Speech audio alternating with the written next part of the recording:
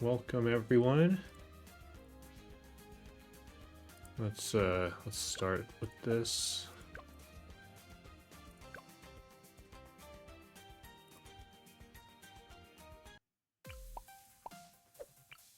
All right, so we gotta put these dart monkeys down.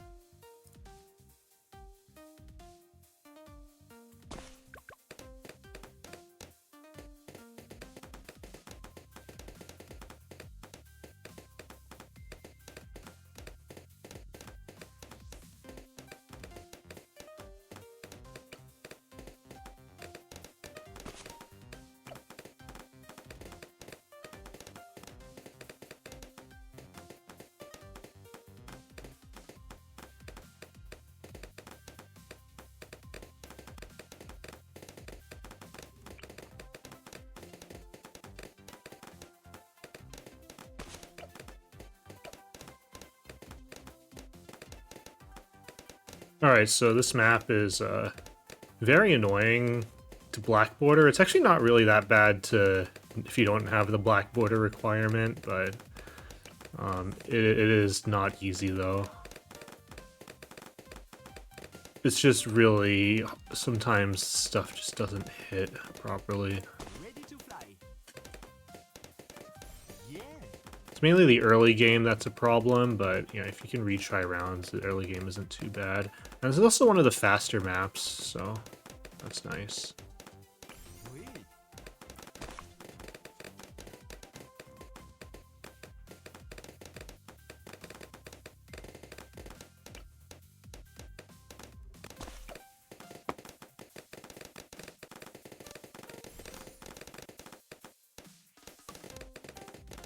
Right.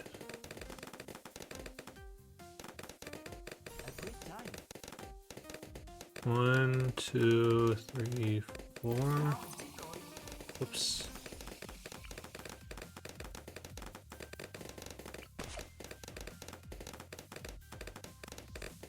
Kind of have to cross our fingers for this part.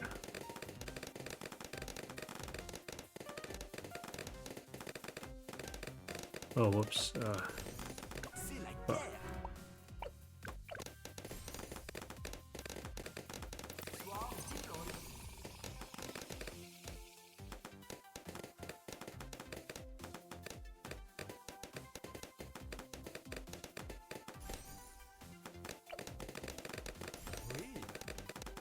We have to upgrade the sniper, so that's why we lost. Alright, ability for the greens.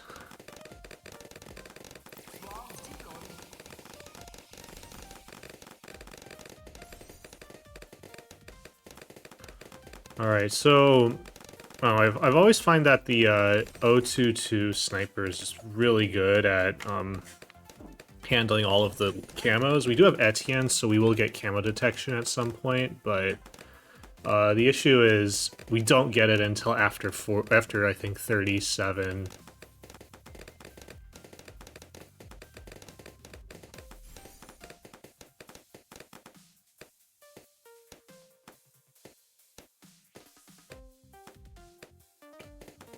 Alright, so this strategy, so it's similar to, it's actually pretty similar to Dorio's strategy, but a bit different because we're using Etienne instead of Oben. But we are going to do a Riptide champion spam. Oh, whoops, I gotta set this guy to close.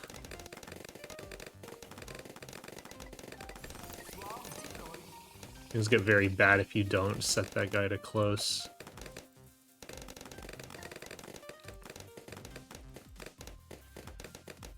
And then, alright, so upgrade to this guy, and then make sure we drone swarm the camos.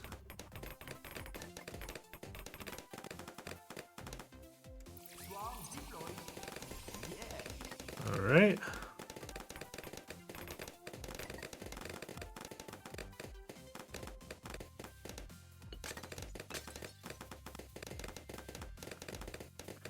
I find that, it's a little bit easier to upgrade the sniper first and then the wizard.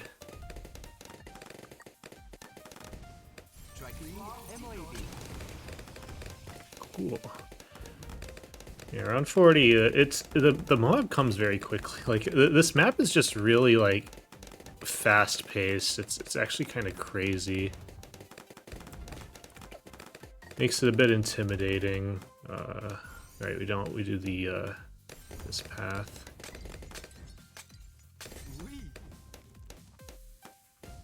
And this sniper, I think that this strategy is actually good for speedrunning intuitively because this sniper really helps with like some of these ceramic rounds and like 46.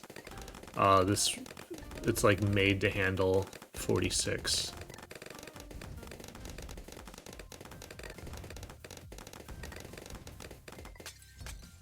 Like this.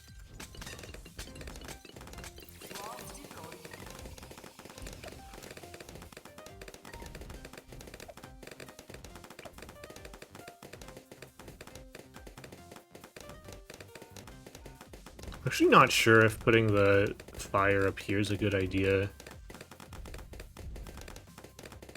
I think maybe leaving it in the middle is safer, honestly.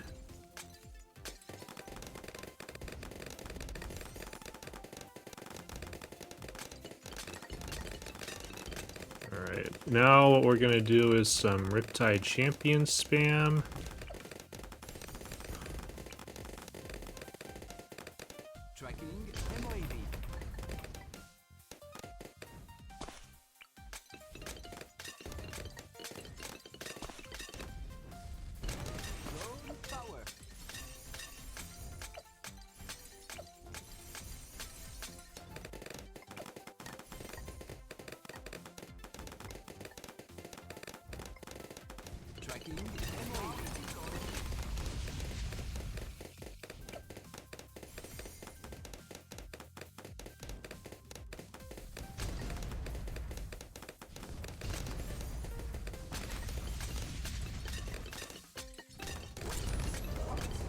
Okay.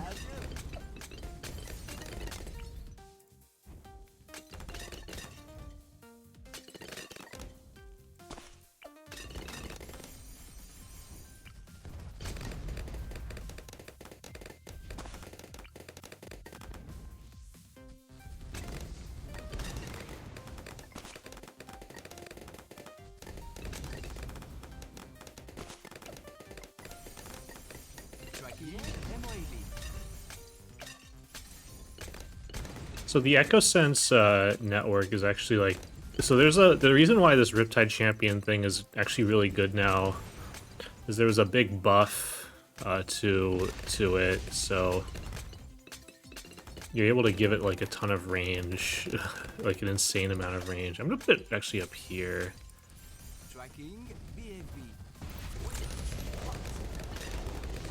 All right, and this guy.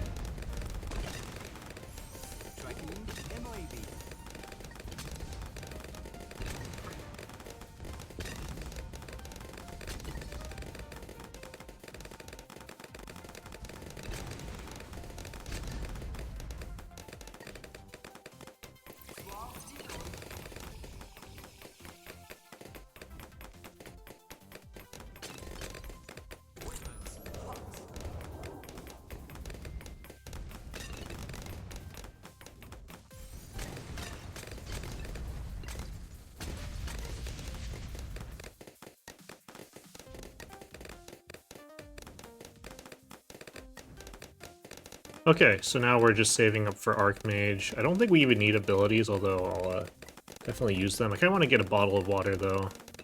Should have probably gotten it earlier.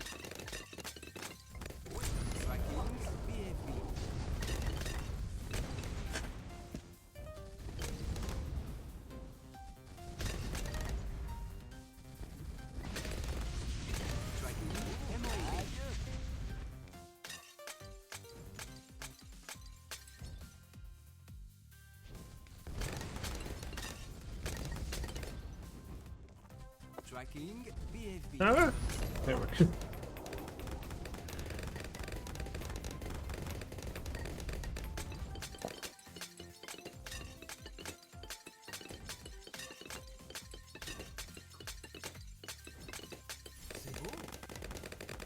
Alright, how y'all doing?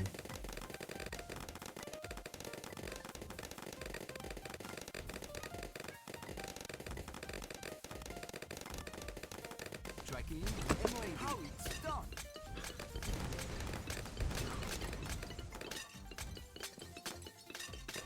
Tracking BAV. How it's done.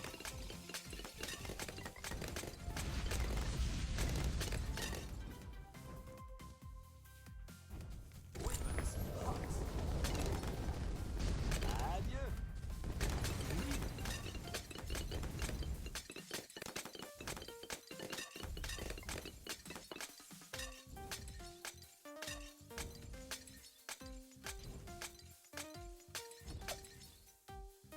Tracking BAV.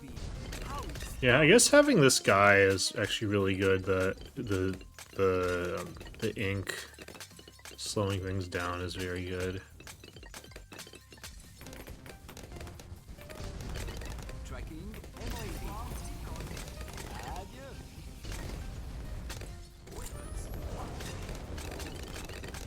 Tracking MOAB.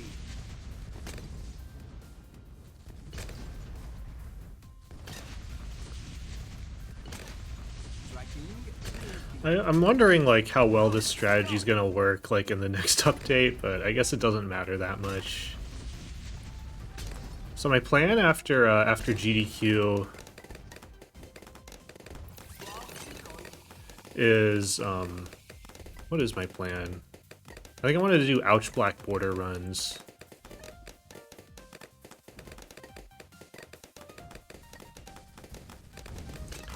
And then after that, like I do want to stream a bit more, like to kind of, there's like always a GDQ viewer bump, so I just want to see how far that goes.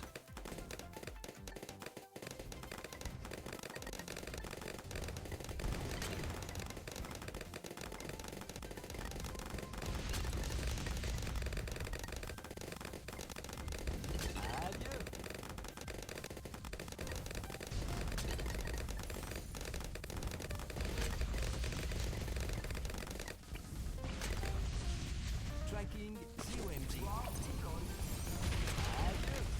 Tracking stop.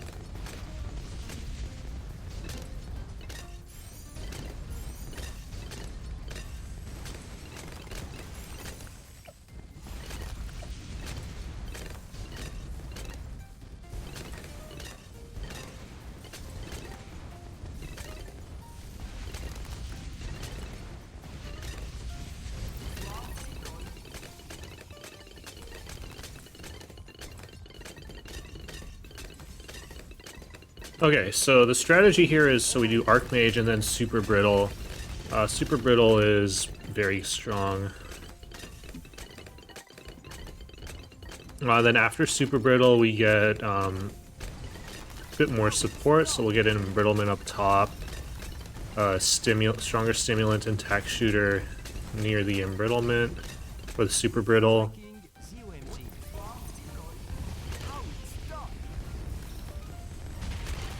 Tracking how it's done.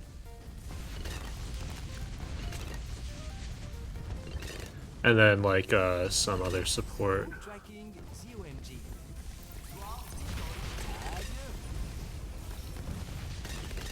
Ooh, this guy should actually be up first. And target is down here.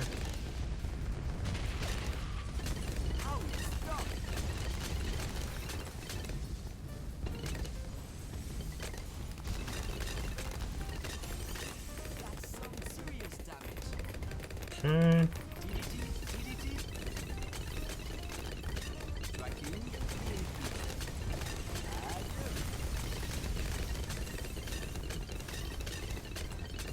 Tracking MOAB. Tracking ZOMG.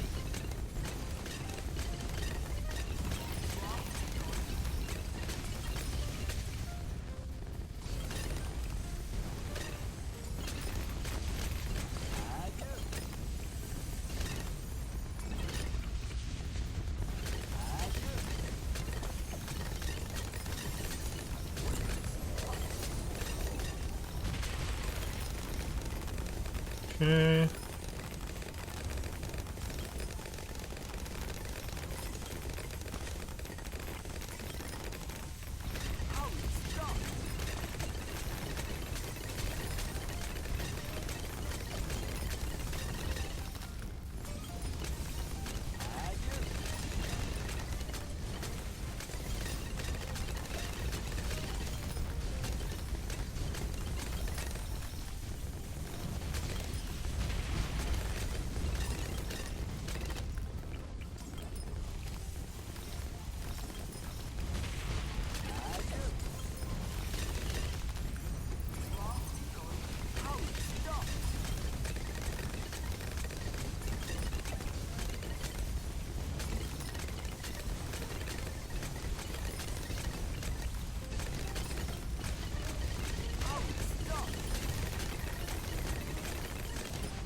Heads up, tracking v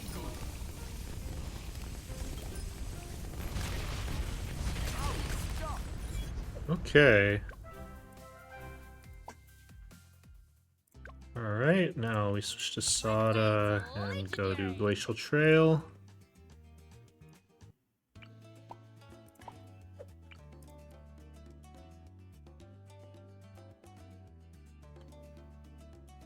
Everyone's favorite map.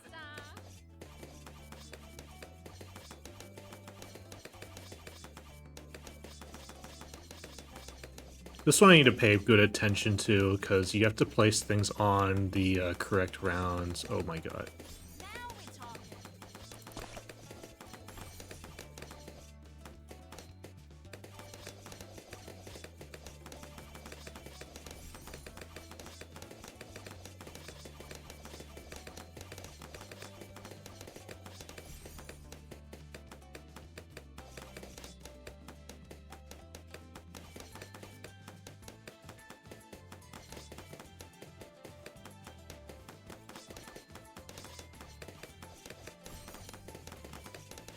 Extra shot.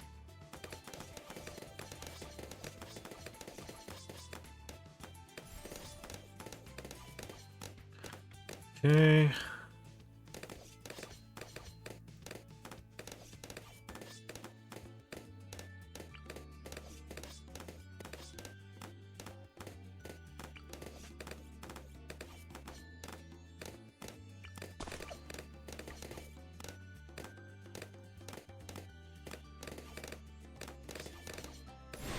That's a cook.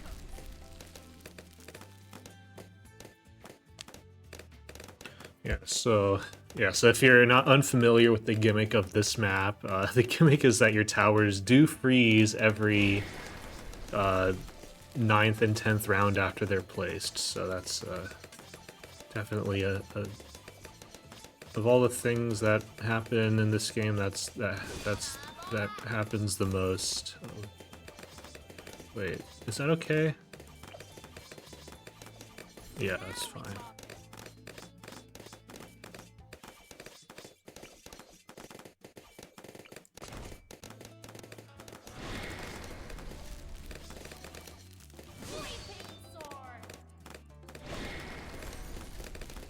Alright, Druid of the Jungle is really good on single lane maps, so we're gonna get that.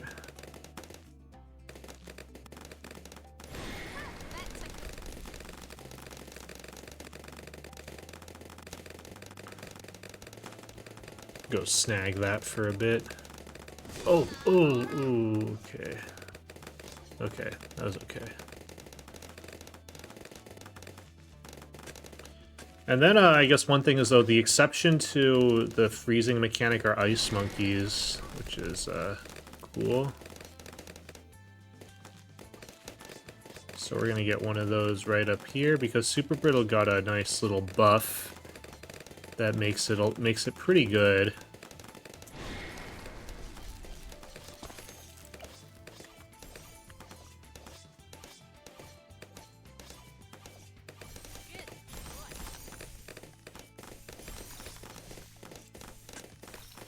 And again, we're gonna get Super Brittle, so Super Brittle is pretty nice. Next up, we're getting a Bomb Shooter because We're getting a Moab Assassin. It's very good in the mid-game, specifically, at sort of accelerating some of the Moab rounds in the mid-game.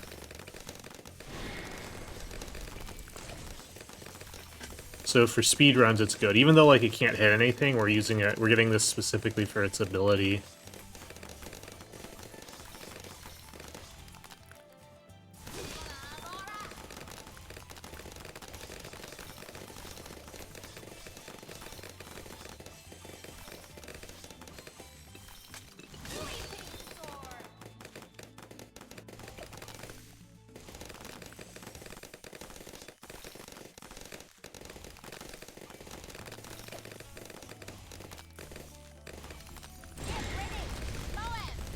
Was a little.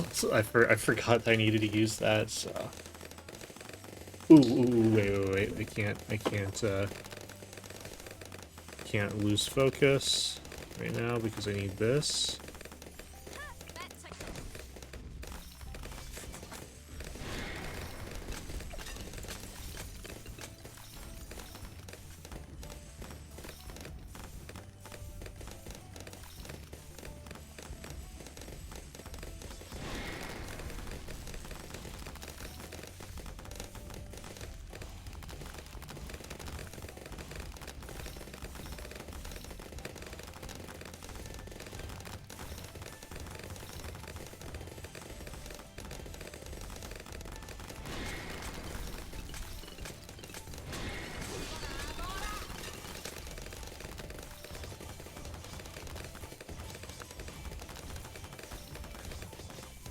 Alright. Yeah, so then Juggernaut, the Ultra Juggernaut is pretty good on this map because of the walls. So that's gonna be our first tier 5.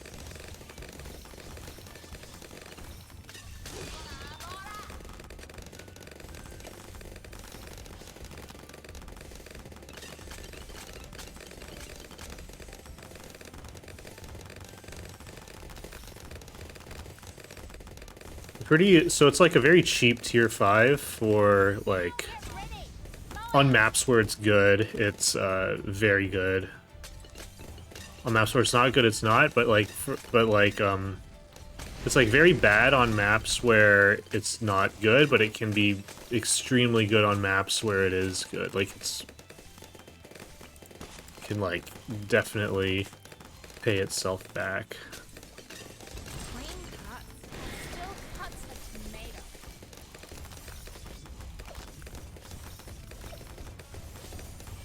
아싸! 지렸다리.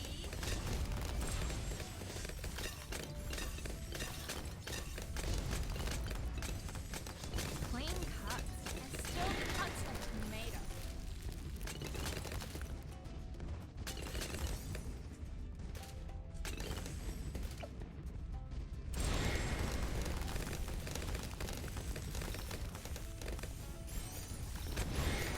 Oh, well, okay. Deep freeze is okay, but...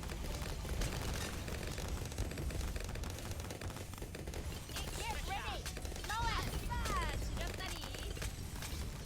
2, so the 5th one will Leaping Sword. 3, 4,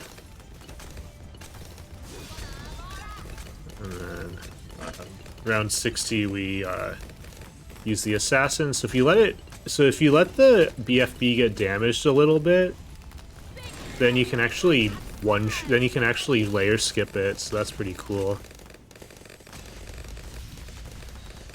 So the next thing we're getting is we're saving up for Super Brittle now. Clean cuts. Still cuts a tomato.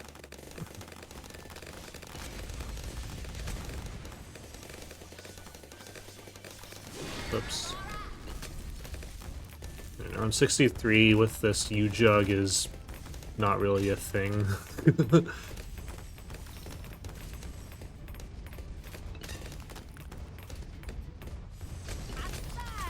The issue is 78, we're not going to have the U-Jug, so we have to rely on our Super Brittle or Sada. Sada, like, handles 78 rushes fine because of her sword charge, but If we placed our Super Brittle properly, we can actually not have to worry about 78 at all. Get ready!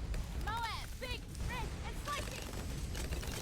I think it is worth using the Assassin on that, but if you don't use it on that, then you use it on 70 or 68.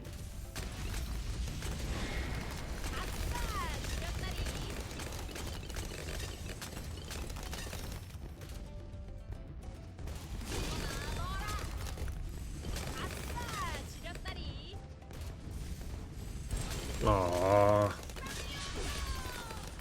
I mistimed it? I don't know how that mistimed it. That's annoying. Anyways, the Signal Flare is very good. It's a good thing to pair with Sada, or not the Signal Flare, like the Bernie stuff in general, because when balloons are set on fire, Sada does more damage to them. If like a particular balloon has a damage over time effect on it, it pairs well with Sada.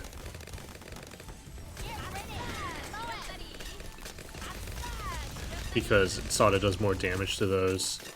She also does more damage to like stunned and slowed balloons, so it's like that's a nice synergy that people don't like. A lot of people who use Sada don't really think about. And still cuts a tomato.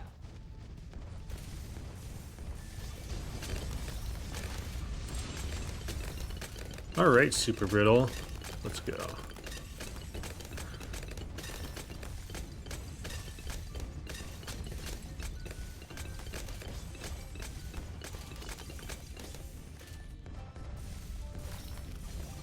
Clean cut and still cuts a tomato.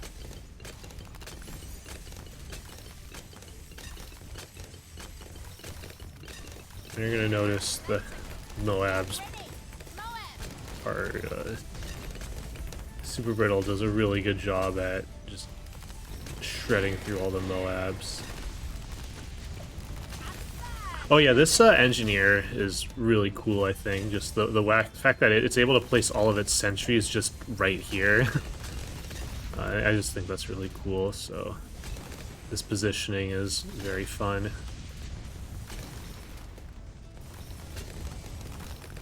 Alright, let's see if the rush gets cleaned up. Yeah, nice.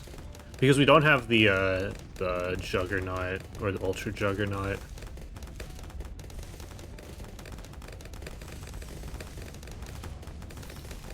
Big, red, and spicy! Clean cut and still cuts a tomato.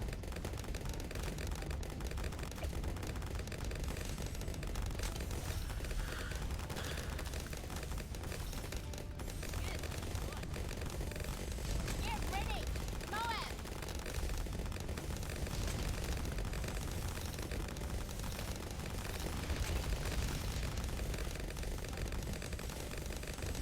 Clean cut and still cuts a tomato.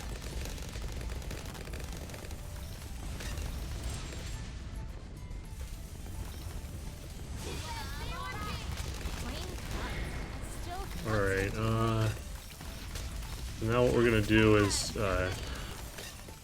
get this Mermonkey. So like it's similar to the Ultra Juggernaut. It's good on maps with walls like this.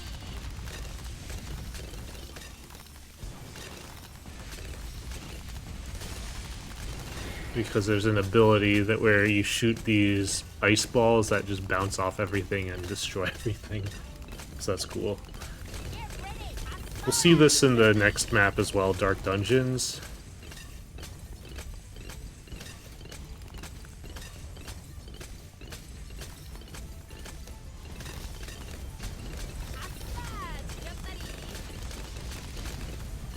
But we're gonna use it again on 85 with the 2 ZOMGs.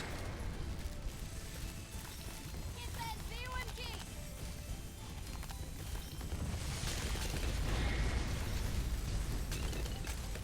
Big, red, and spicy! It's like remarkably effective for, especially for its price. And then we'll get Sentry Champion. 1, 2, 3, 4.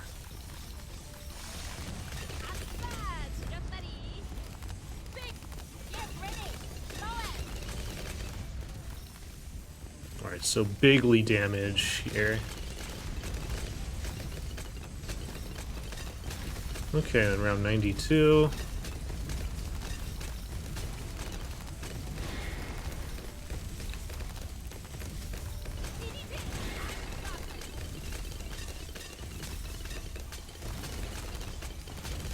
Clean cut. Still cuts a tomato. Get ready. Go it. Get ready. Get that COMG.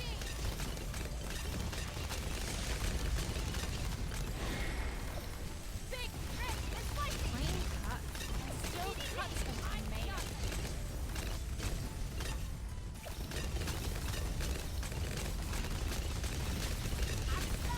Get ready. Alright, and I think we're gonna get the submarine out first.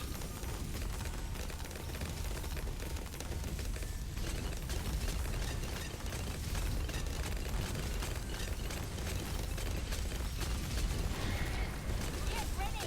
Go it.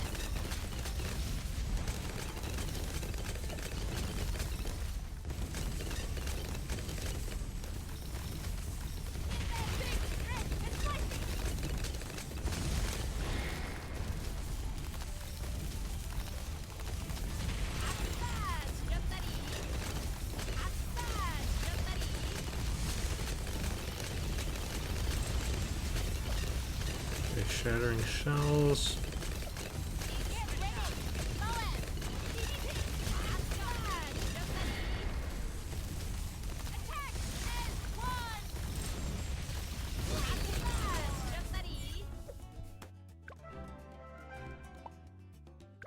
Okay. Ah. Nose here 5. We're gonna be getting a lot of collection event stuff.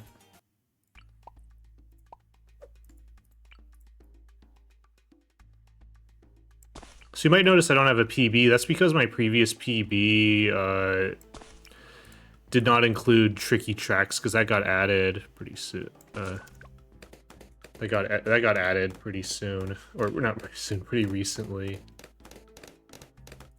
Hello, Erkin Steel. How are you doing?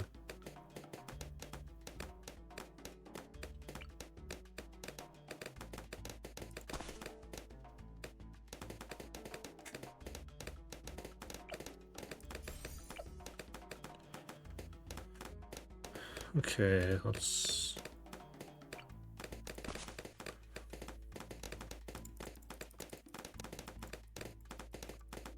Thanks for the good luck.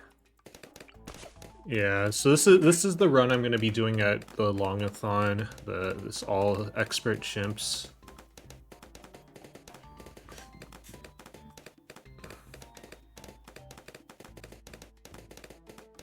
So this should be a nice preview if you're interested in the really, really longathon, which you should be. Everyone should be interested in that marathon. It's a great,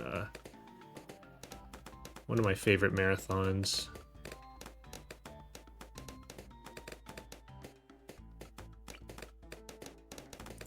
Let's make some ribbons.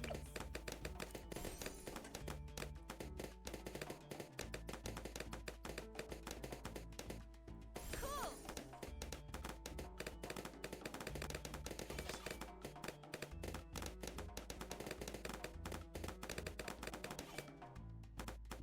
Yeah, so this map is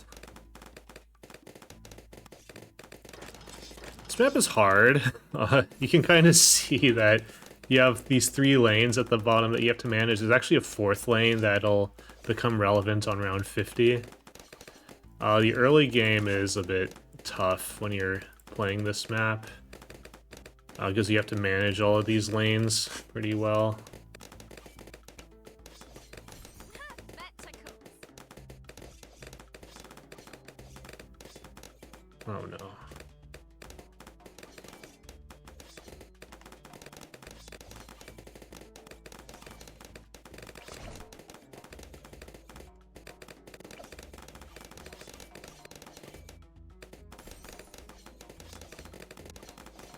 Hero time. Yeah, so you might not think Sada is good on this map.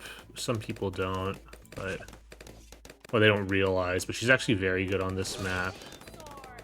Hey.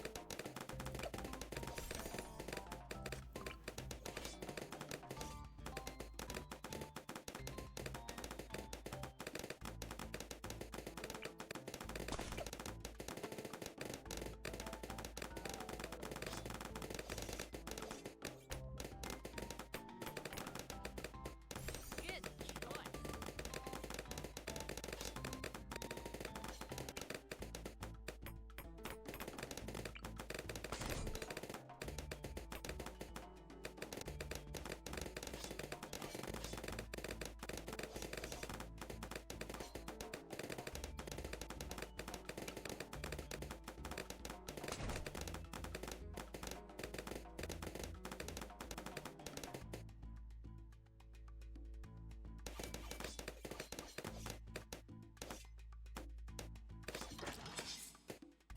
Leaping sword.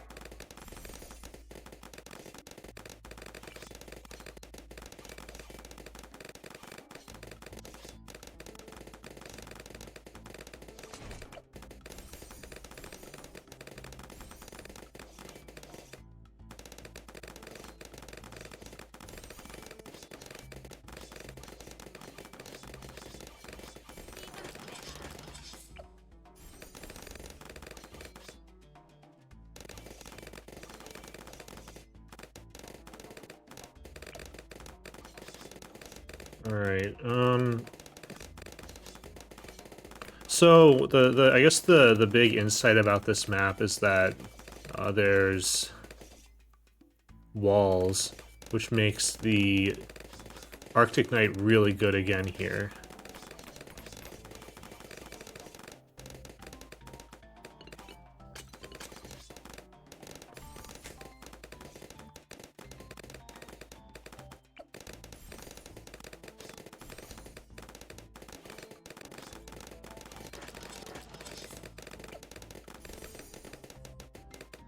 Get ready. Blow it. Sword. Okay.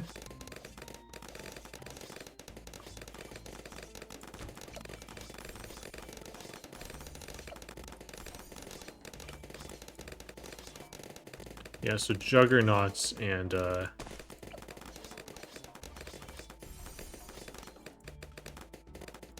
to slice. Juggernauts and stuff are really good on this map.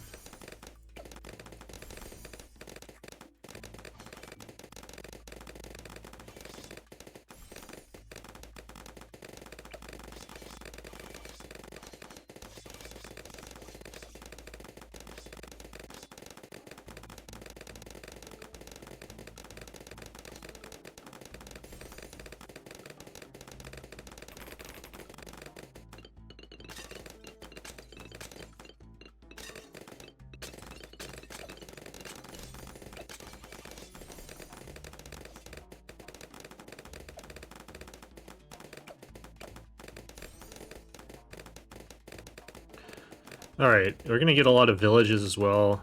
We're gonna get kind of like 3 sort of... So this map kind of transitions into a 2-lane map instead of a 4-lane map by the end game because you have these Moabs that come. So the main thing is we want to make sure we have good defense in this middle lane and on the top right. At some point, eventually we're gonna kind of like not care as much. Like the defense on the top right's gonna handle this right lane, and then we just need like kind of like a minimal defense in the back.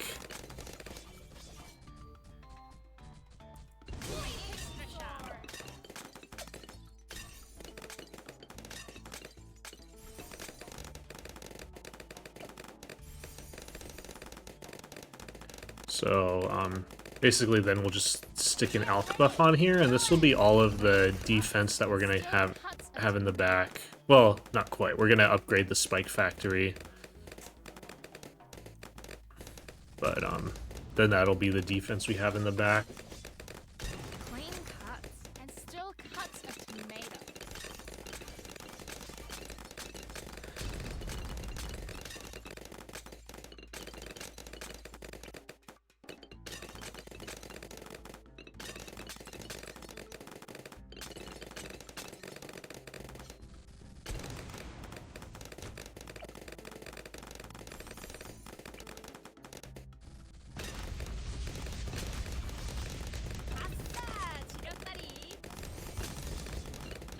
So if we stick a Dragon's Breath here, I think I mentioned this before that Sada pairs really well with towers that have that give a damage over time effect. So anything that sets balloons on fire pairs well with Sada because she'll do extra damage to them.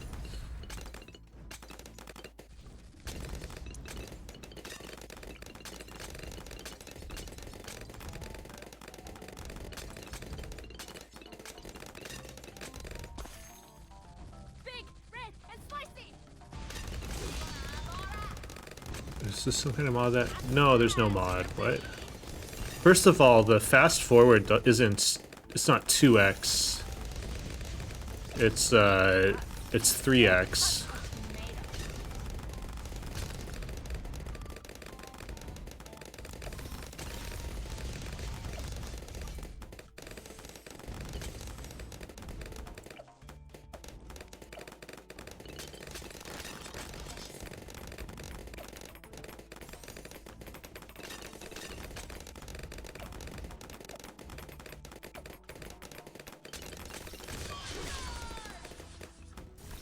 And secondly, no, there's no mods here.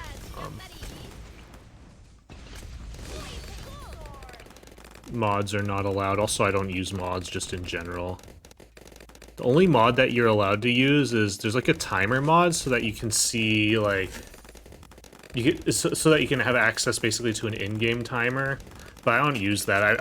I'm very much questioning how accurate it is because there are like big discrepancies between it and the real time, so I don't really like it.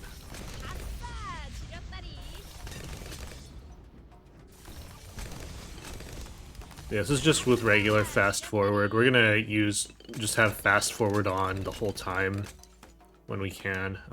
You do have to like make sure that it's on, but yeah, speedruns you usually want to have fast forward on. Like you don't have to technically, but that's just slower. So I think I'm at the point where I'm practiced enough where I don't need it. I don't need to slow things down.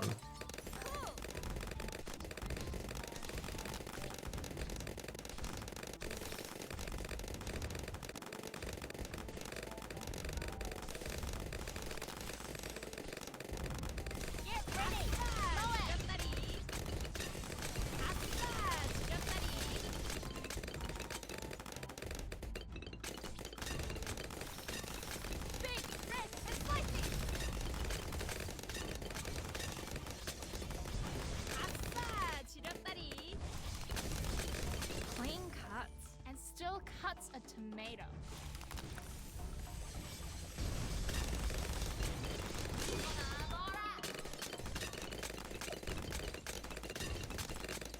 Which game did I enjoy the most speedrunning?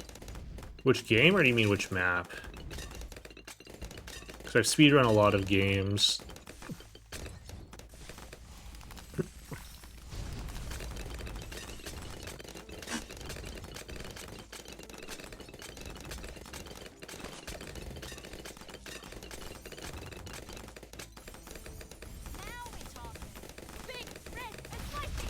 Oh, yeah, Arkham Knight is my favorite game,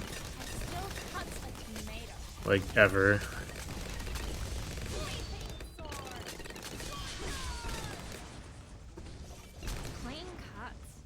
So I had quite a bit of fun with that. I do want to get back to it, but, due to life events... Oh, no. Speaking of life events... We'll see. My baby is wiggling, so he might wake up.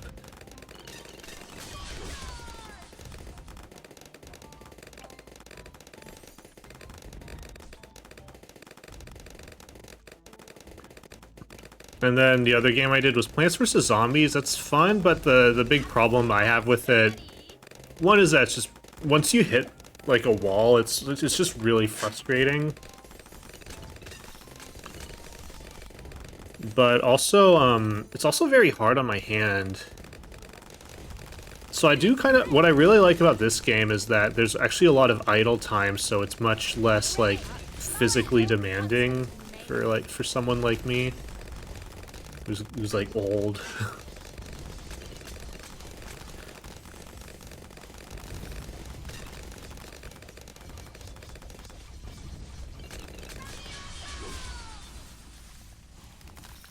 Oh, watch this.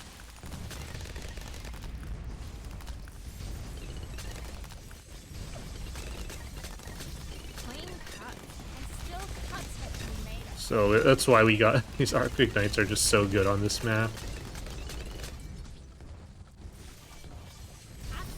Oh, we're gonna use it again here.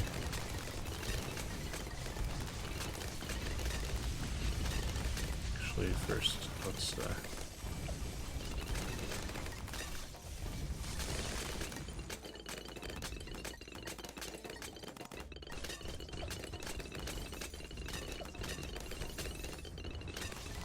Clean cuts and still cuts that you made us.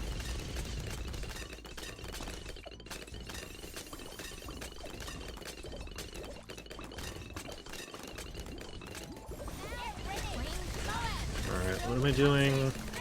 Oh yeah, we can save up directly to Super Brittle. The Spike Factory, upgrading the Spike Factory is just like a really safe, legacy safe thing. Like, it's not necessary at all.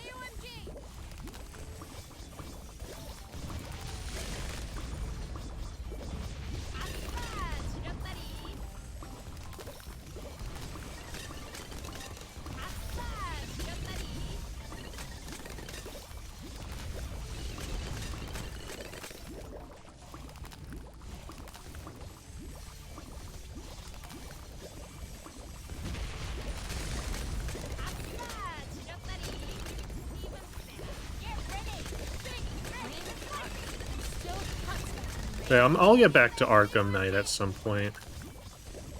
We do want to... There we go.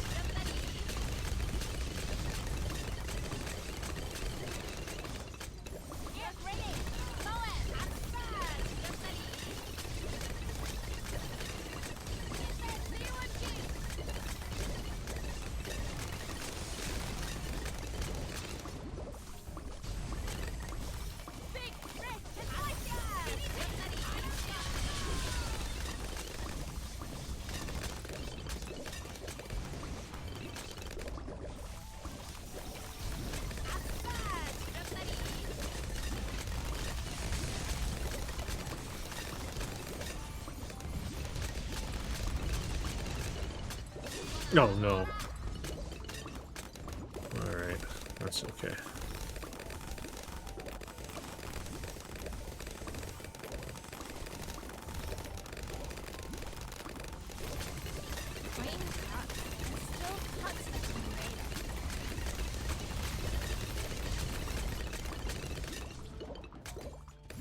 Oh, oops.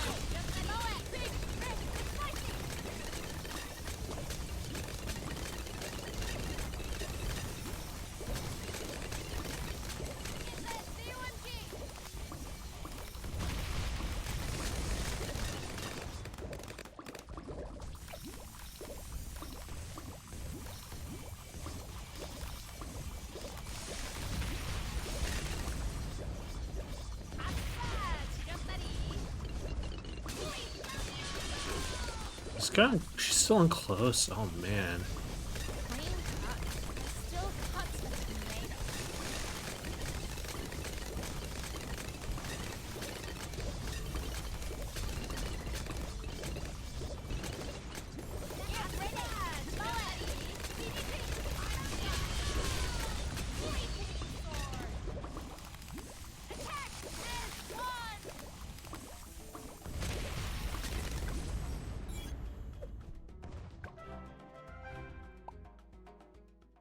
Alright, so next up is Striker Jones and Sanctuary.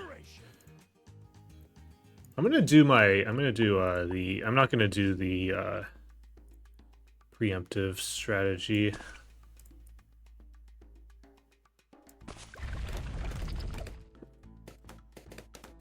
I was having issues with it in weird ways.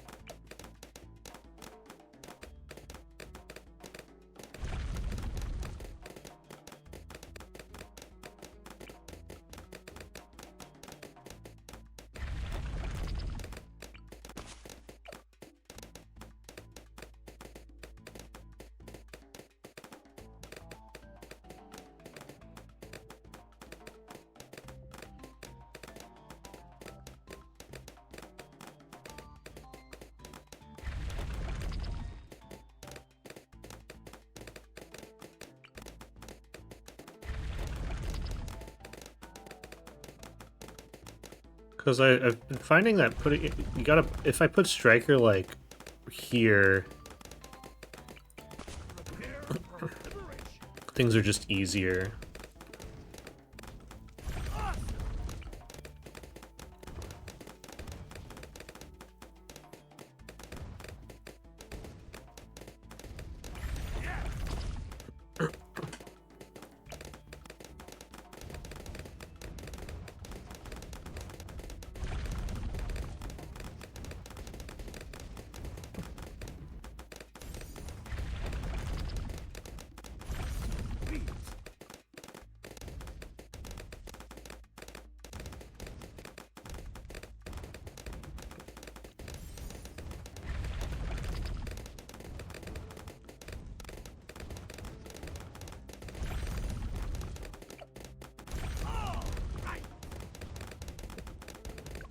What? Dude, what is happening here?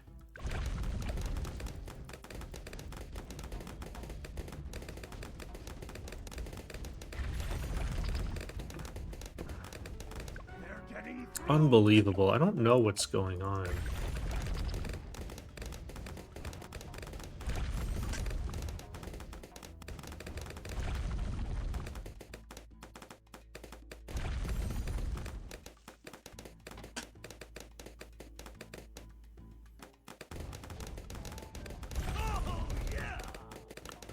I need to figure that out.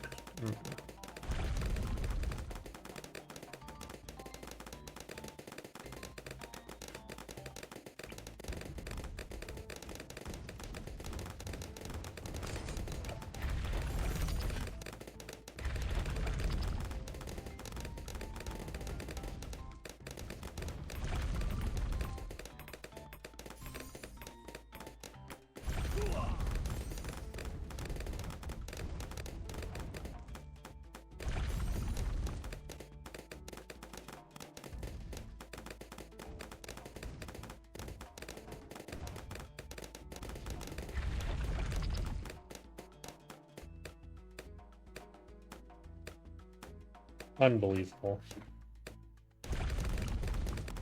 Yeah, I can't fit this sub here, so...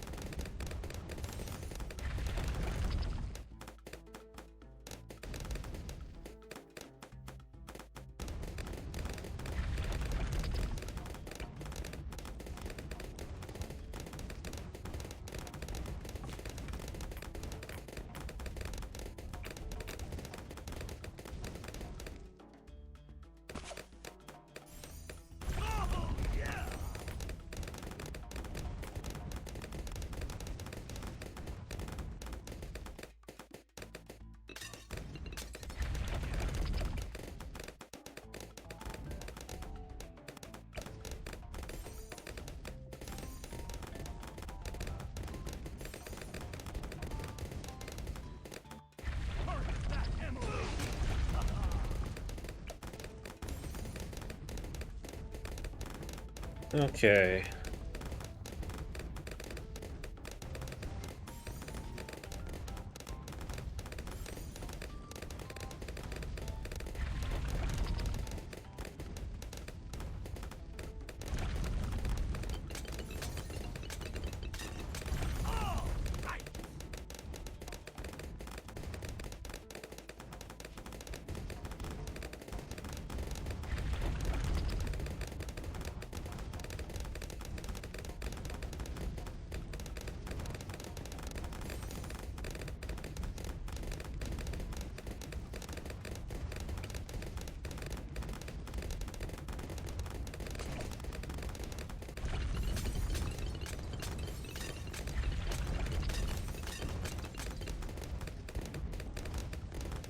Alright, so as usual, the Moab Assassin is good. But we actually... I will get Moab Eliminator later, so...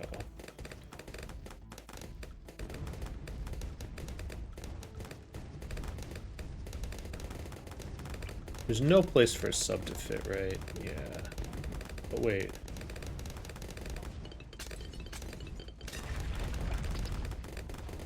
Well, there is a place.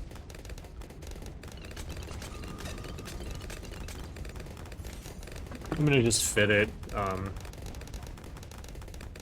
So I guess we could go for the preemptive. I just can't fit this sub here.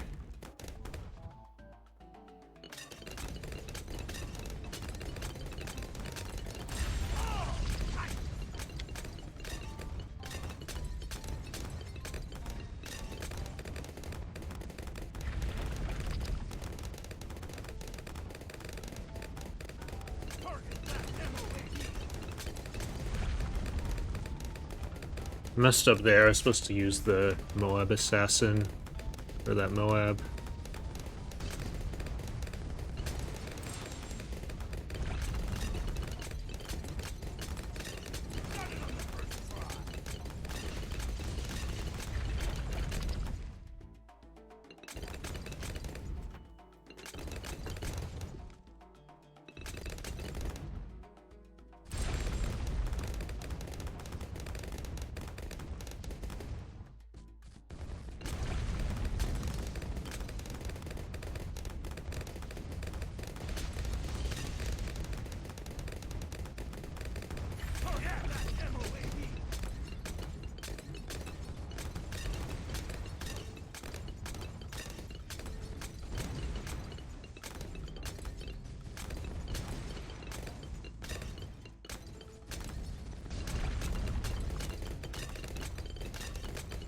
Alright, so I think I find it to be faster to just this and then Bomb Blitz. So Bomb Blitz is really good. Honestly, it's like one of the best towers for its price now at this point, especially because there's this passive ability where if a balloon leaks, there are a bunch of explosions that happen that pop everything, which is really powerful. But also, like, you can just see here, it's very strong, so I don't know. All right, we'll go with this strategy, this thing here.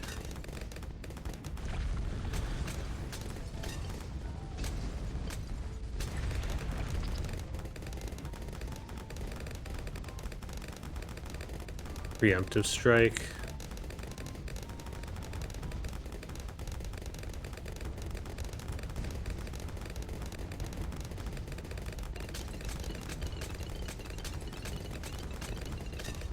Target that BFC.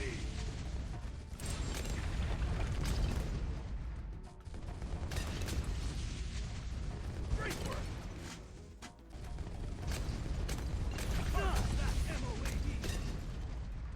Yeah, it's crazy that they did that, but oh whoops. Target that BFC.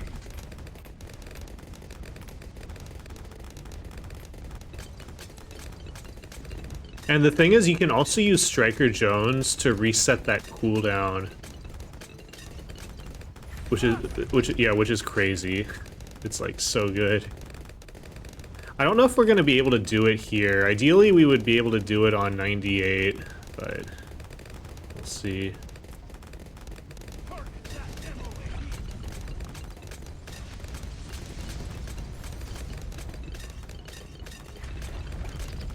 Target that BFB.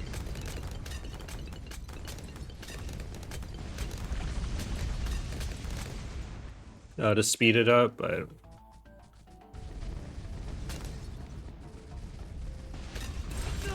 we'll see.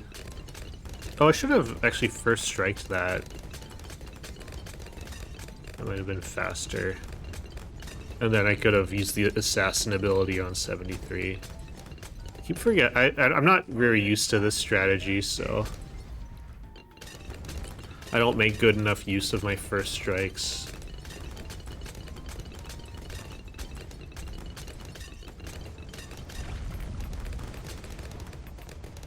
Target that MOAE.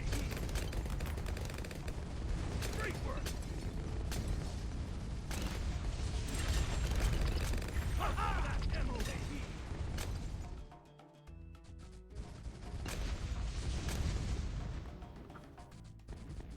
Target that BFB.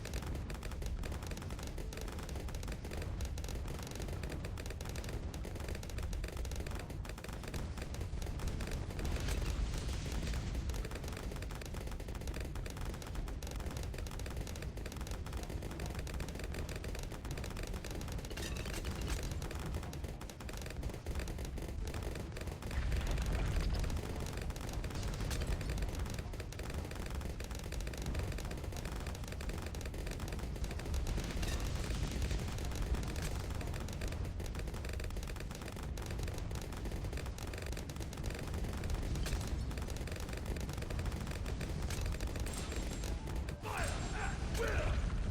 Target that. All right.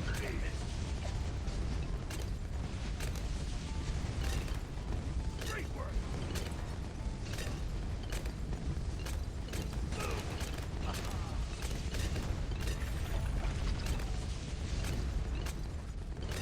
All right.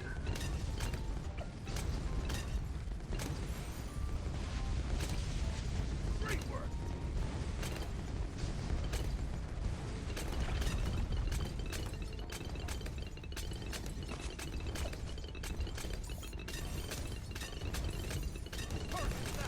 Yeah, so then we're gonna get Bloom Solver here. I don't quite understand why. That's what the world record gets, so.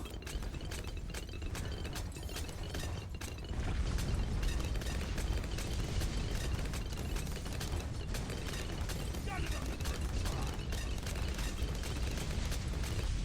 Ha-ha! Target that COMG. Great work. Target that BFB.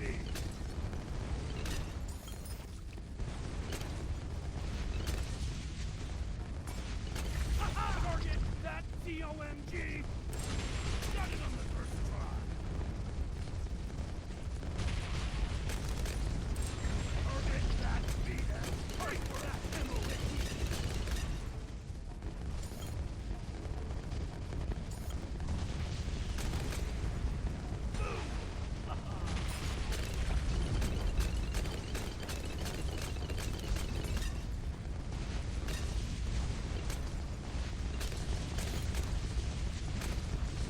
Got it. Fire. Target that BFB. Target that BFB. Great work.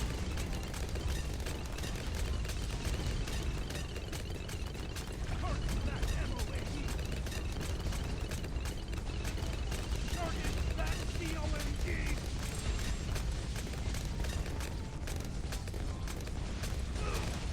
Got it on the first try. Ooh. Well, that's not good. Great work.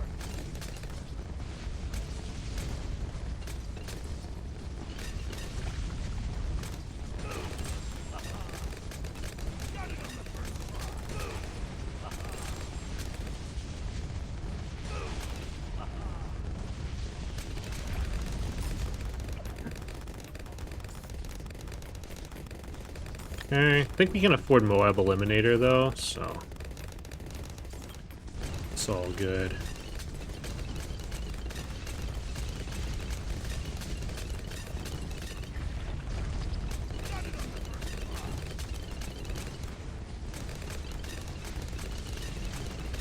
It's just round 97 is going to be really, really bad.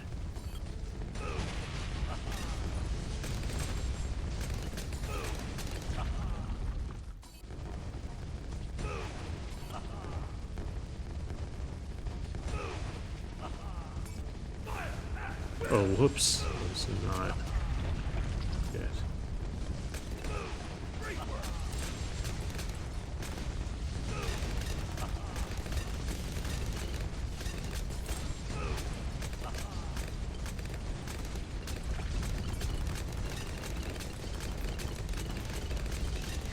Target that big huge one.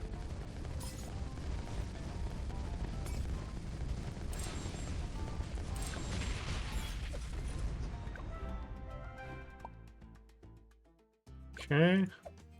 Oops. Alright, cool. So now we'll do Ravine. Ravine is very hard, but I've practiced. This is the map I practiced by far the most, I think. Just because of how hard this strategy is to execute with auto start on.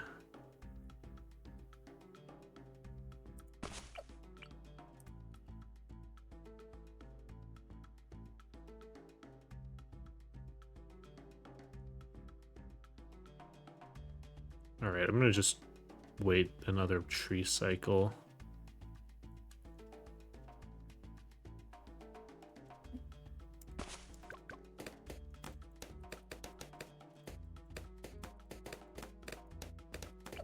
It sucks when you're trying not to go fast, yeah.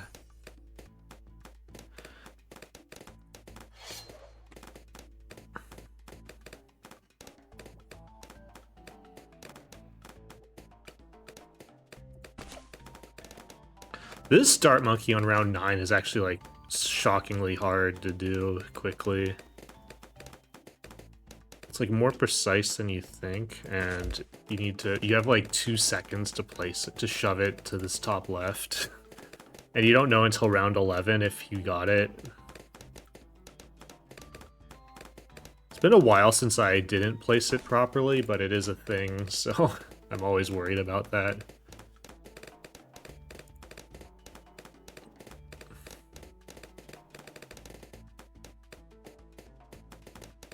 But yeah, because I've been doing for GDQ, I'm doing the all true expert chimps run, so this is part of that run. So I've been practicing not only doing the map but also commentating the map.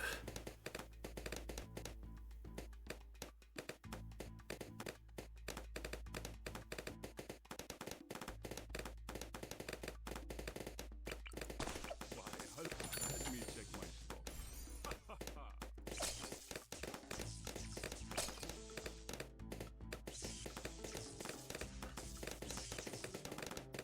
just what we needed. Ah, there you are.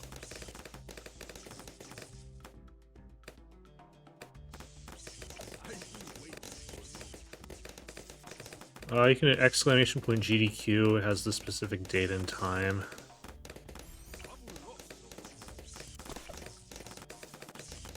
Oh, I think the time changed. I think now it's 6:11, not 6:21. Oh my god, cat.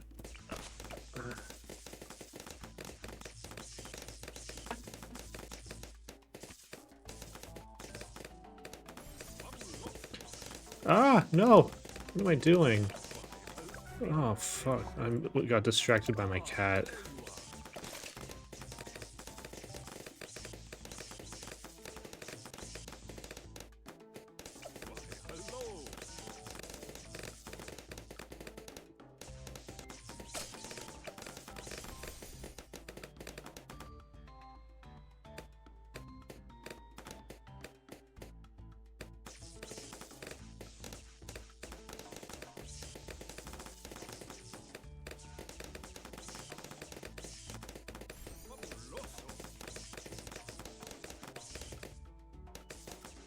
Can't watch that live. Yeah, it's a rough time slot.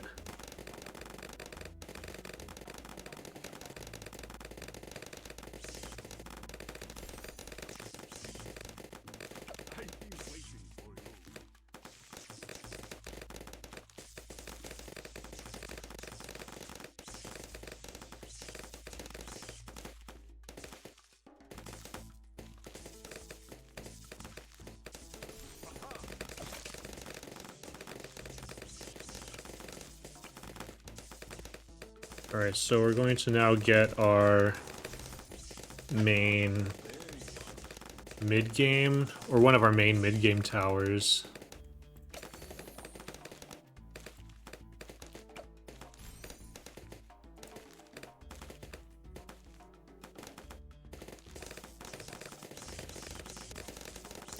Harry Chrysler.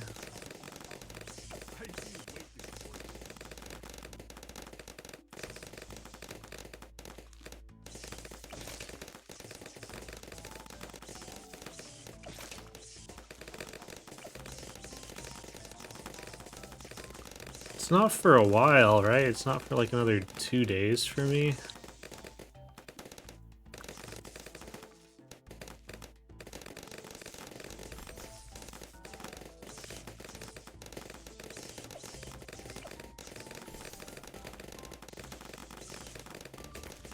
It's a day early, but it's the 23rd right now, so it's not even like...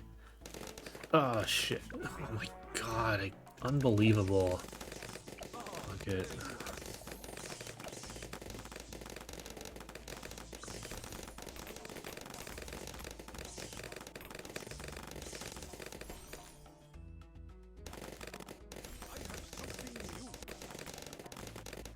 Getting distracted. Sorry, what was I doing? Oh, pickles.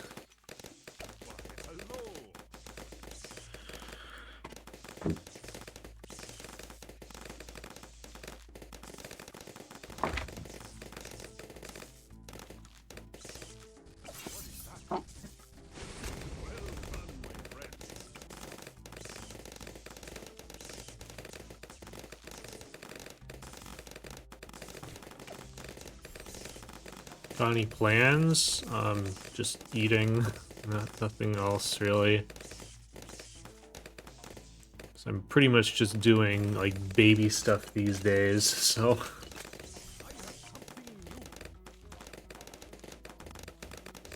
My wife's actually working on Christmas Eve, so. I've lost track of time, so I understand.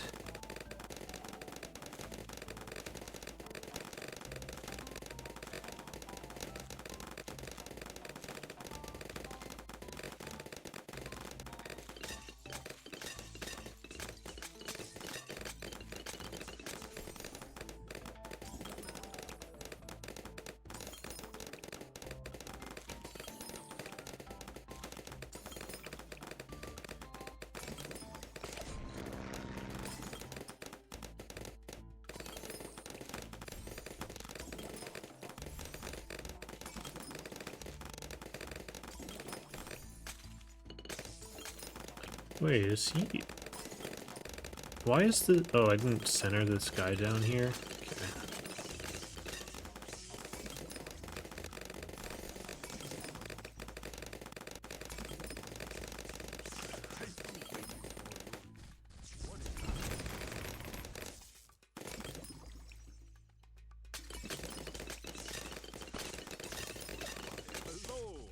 Alright, we're gonna get one of these bunnies that doesn't do anything.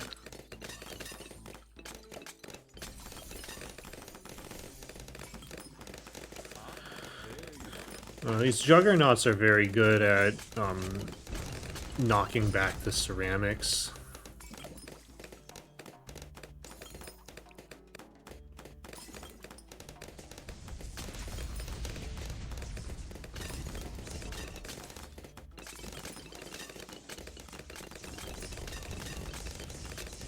Wait, so why don't I have a best possible time now that I think all of the splits should be filled, I thought.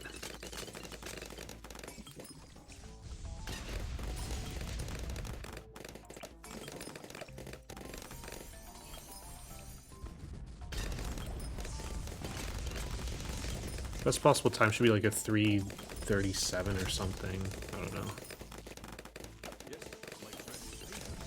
The reason why I don't have a PB is because I haven't done this run with tricky tracks. Because that map is new.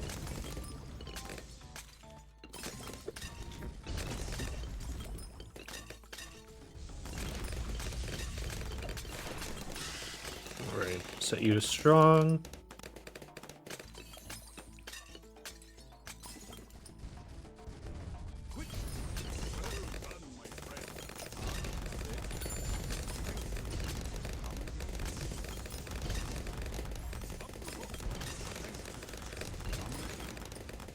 Bunny Paragon.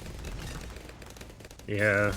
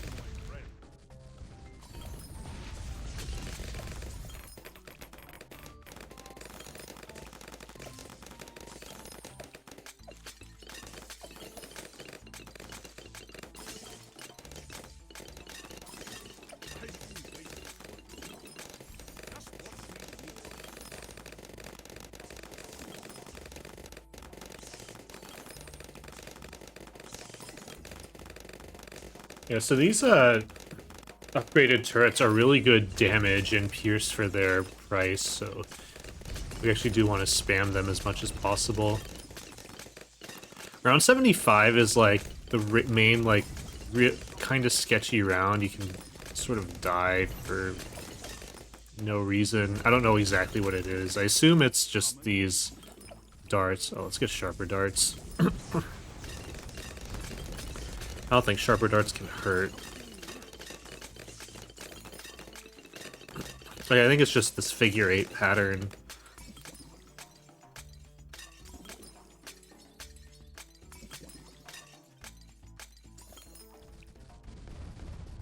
And maybe like this dart monkey placement.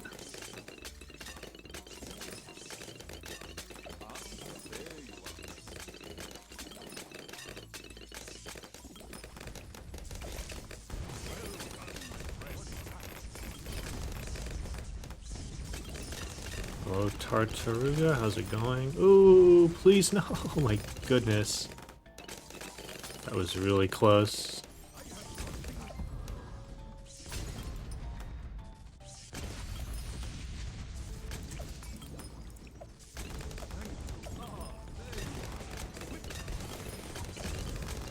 Alright,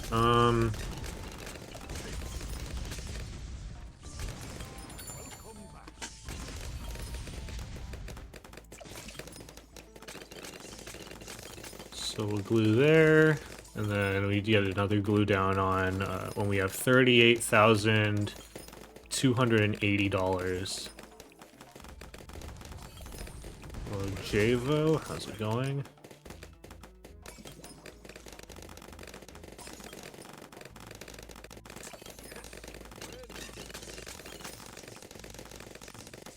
You made another map? Nice. Hope you had fun making it.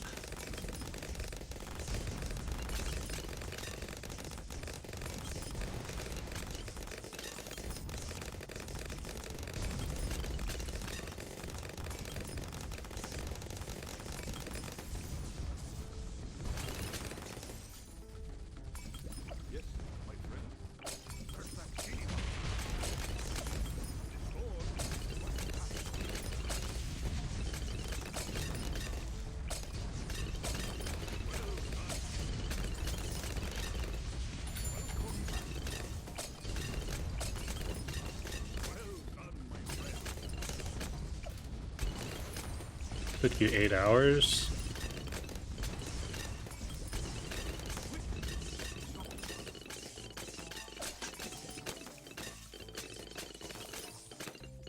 Alright, I gotta focus here.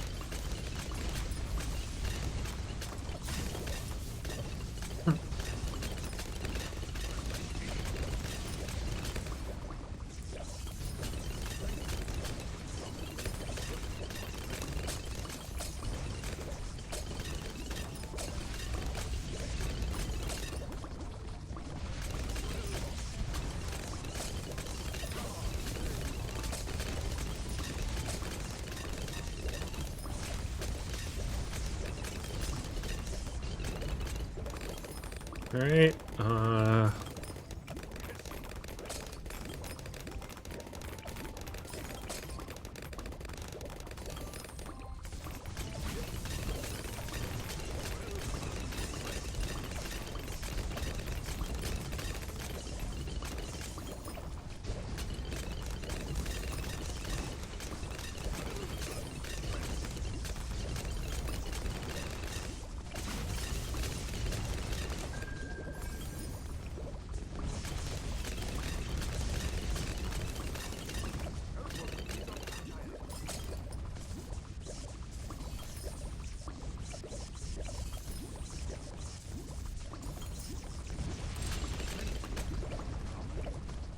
okay, and then this. Ah!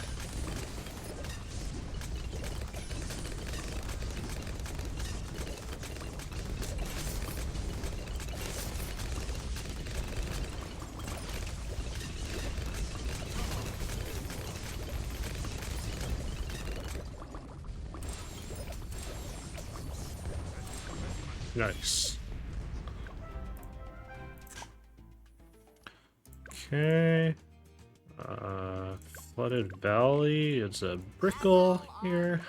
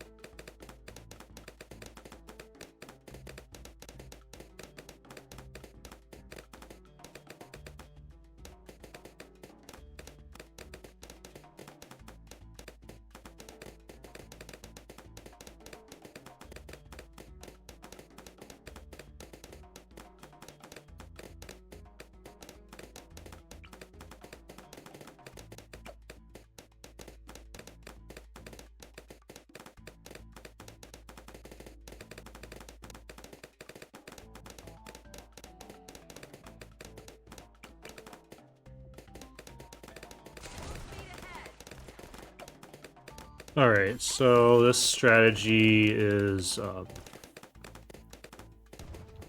we're doing an old-fashioned strategy here. So I know a lot of people like to use Silas and create all these ice platforms. But the old way, before Silas and the Ice Monkey was amphibious, is you get to carry your flagship and then put your Ice Monkey on top of that, and which is what we're going to do, so...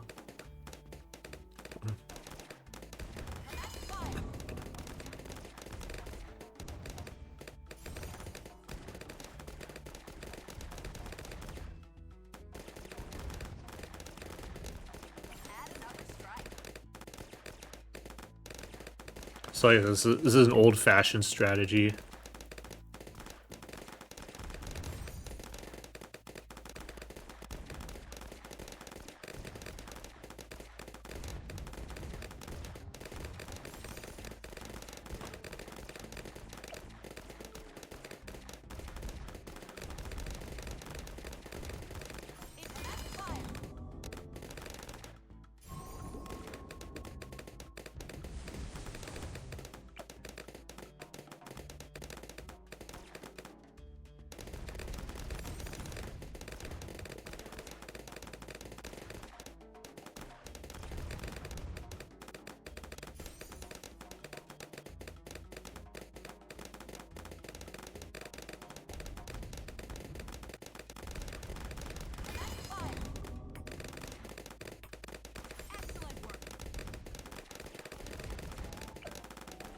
Alright. So Flooded Valley overall is a pretty easy map. Yeah, I don't really know how to use Silas either. I think for tricky tracks, if I figured out how to use Silas, that would actually be a lot better. But, the only time I've used Silas, I think Dorio has a Dark Dungeons guide. So I think when I was following along with that, that's when I used Silas.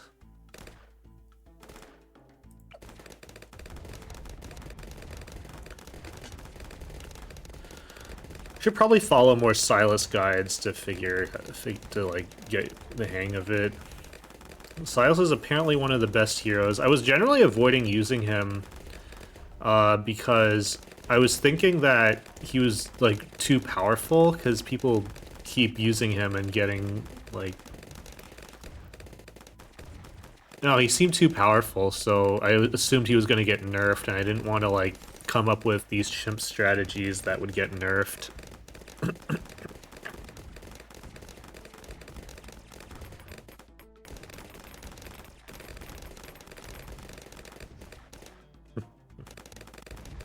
Oh, right,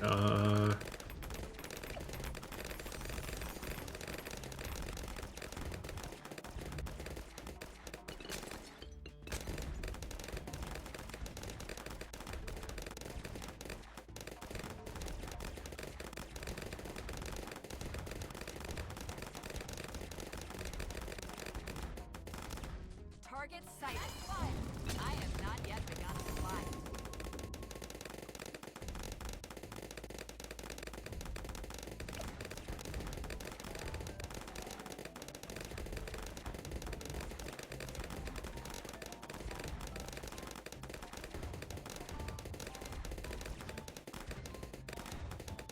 Increased power. Fire.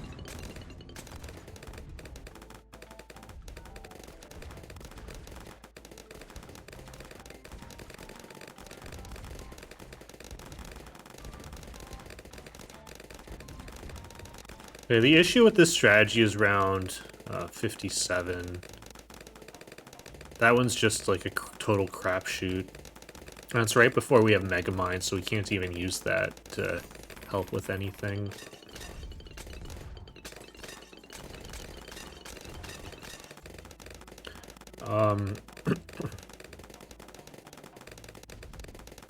The earlier version of like this opener, I would not get this submarine. So actually, I'm wondering if I should unsubmerge these subs for 57. There's no camos on 57, I don't think. So doing like extra actual dart damage to Moabs might be good.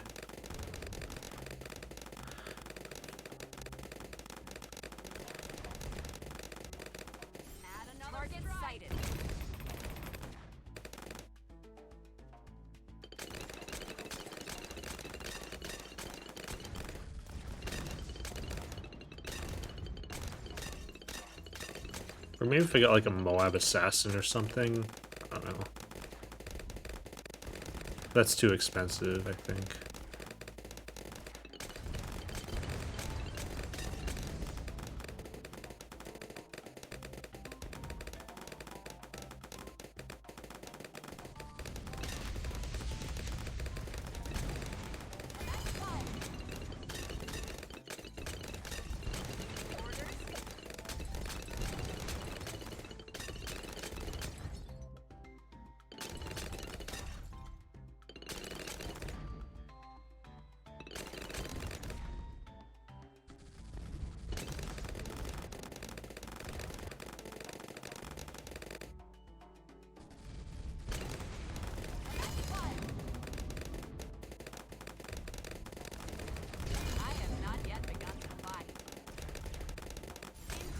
We survived that one, so that's good.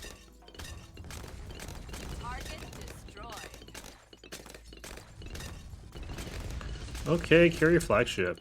One of my favorite towers.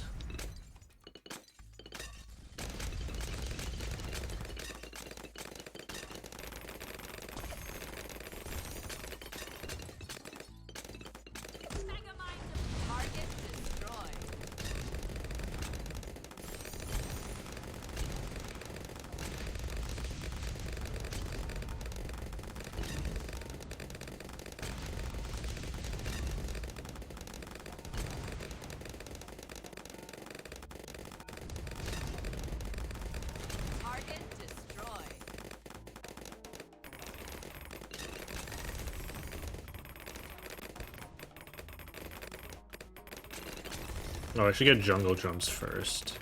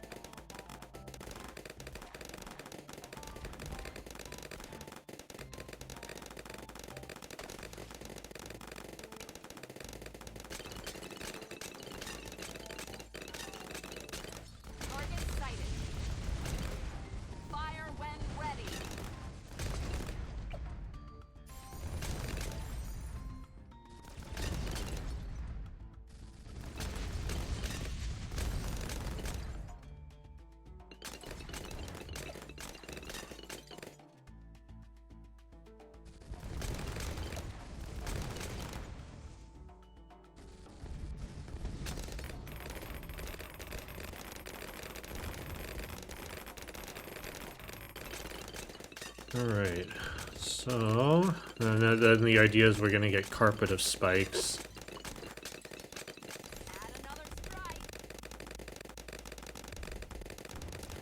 Pirate Lord? Yeah. When we get to Ouch, we use both, so... Ouch is the only... I think we could use Pirate Lord instead of the Spike Storm, or Carpet of Spikes, and it might be faster, but the strategy is a bit easier, so... I'm gonna just stick with that.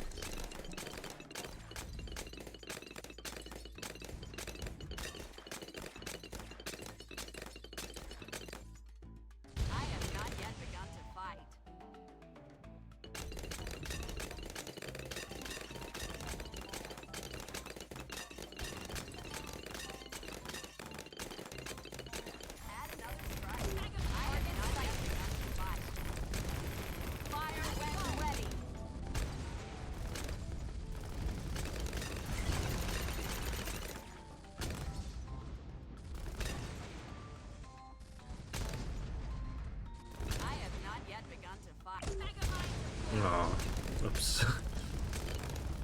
I'd rather used it on something else.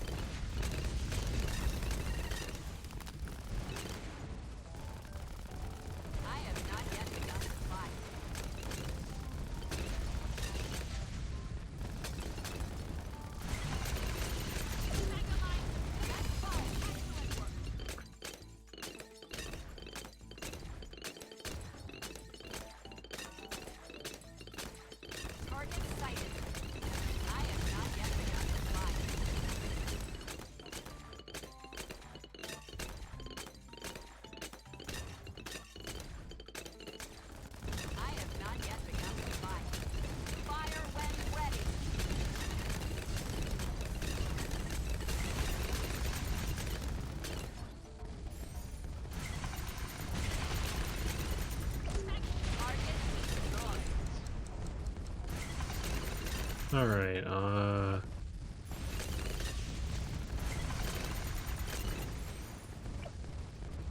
cool. Prepare the mine. Target destroyed. Fire when ready. I am not yet enough to fight.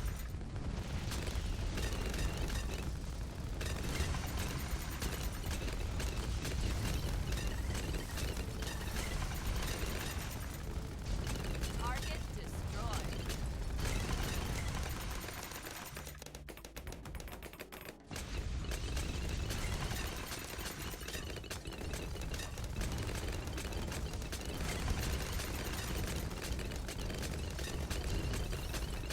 Target sighted.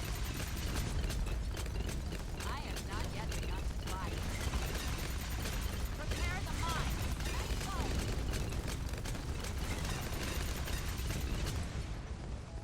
Fire when ready. Fire when ready. I am not yet enough to fight. Let's go.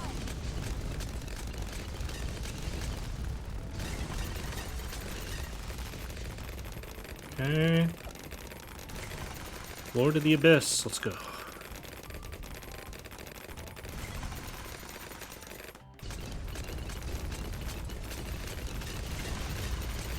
am not yet enough to fight. I am not fire when ready.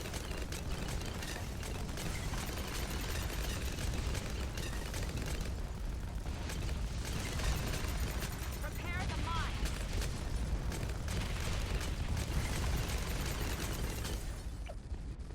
Megamine deployed. I am not yet begun to fight.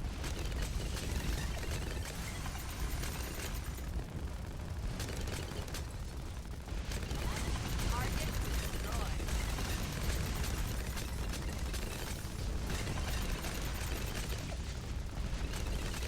I am not yet begun to fight. Fire when ready. Prepare the mines.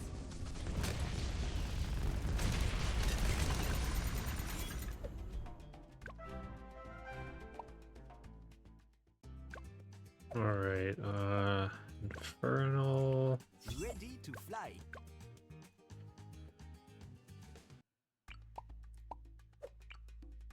An ink spot? What do you mean an ink spot?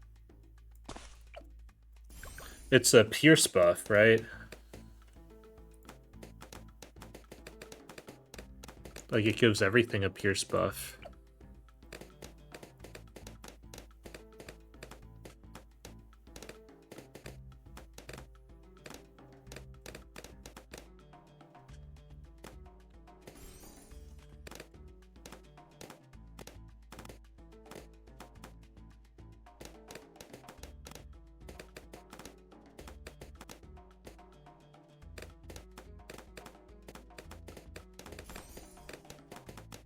Got a black spot under it, like it was giving... What's something with the carrier? Oh. Okay.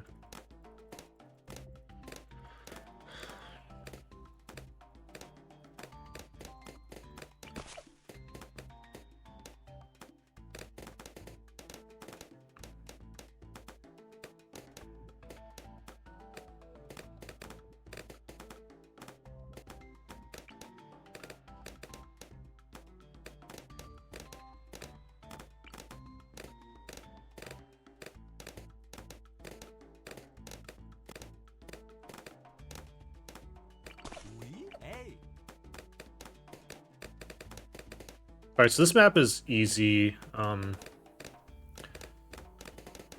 It's nice after Ravine. You have like a pretty big break, and then we get Bloody Puddles, which actually the strategy that we do... the map is hard, but the strategy we do for it is actually very easy. So the only really hard thing next is... Workshop. Workshop is... I guess the strategy I do for Workshop isn't bad either, but it's not... I don't know, it's not the easiest, so...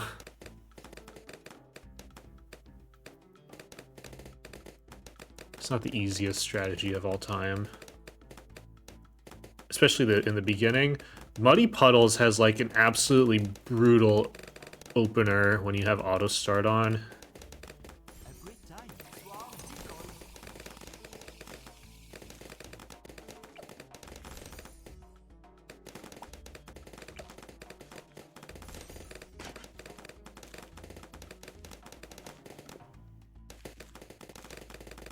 A great time.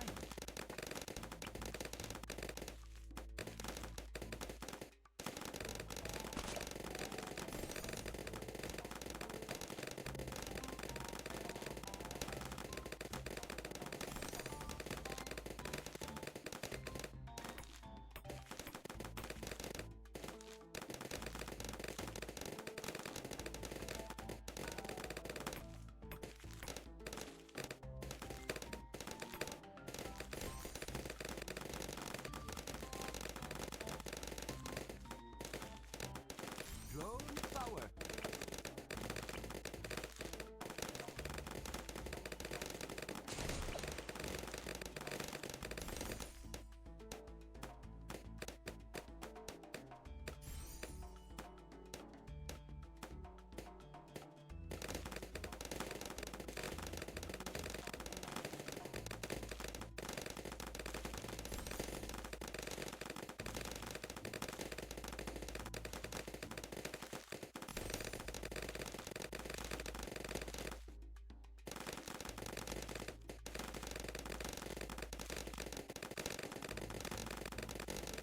Yeah, so this actually, so the for speedrunning, what we're doing here is we're gonna get the carrier flagship and Sky Shredder. That's a really common, if you look at the world records for chimps, it's a very common strategy.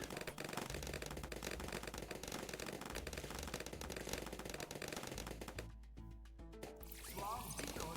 Drone power. It's used on a ton of maps, like a lot of the intermediate and advanced maps. There's a beginner map strategy, which we're not going to do in any of these expert maps. If Blondes was an expert map, that'd actually be like a cool thing to add, because like if it was a real map, if it actually existed. Tracking. Whoops. MOAB. But because then we do the beginner map strategy in that, which is kind of cool. It's just nice to showcase it on kind of a ridiculous map. The Blondes, unfortunately, isn't real, as much as people insist.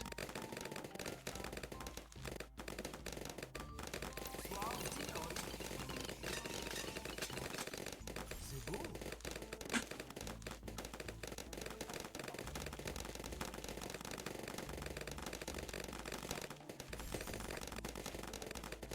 Alright, I think once we got this, we can set this guy to first, and then we kind of just can chill out a bit. So.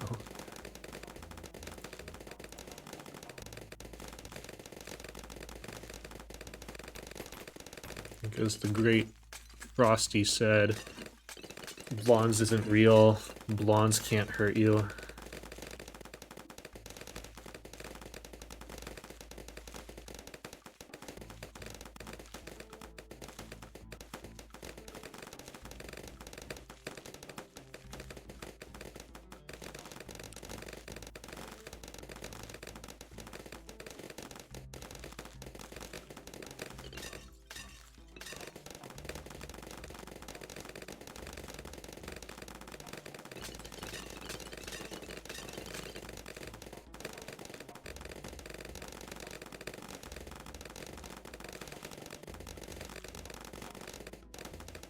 Tracking. MOAB.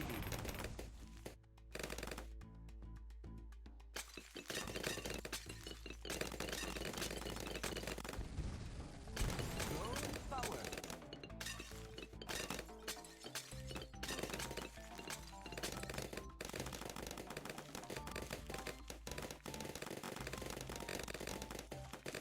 Tracking. MOAB.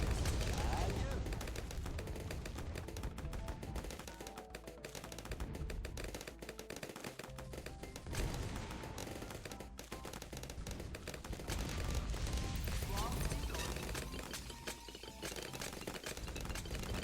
Actually, is that UCAV a problem?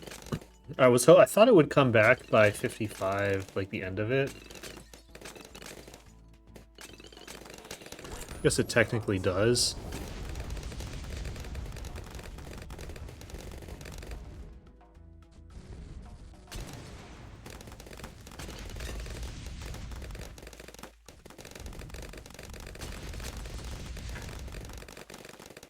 Striking MOAB.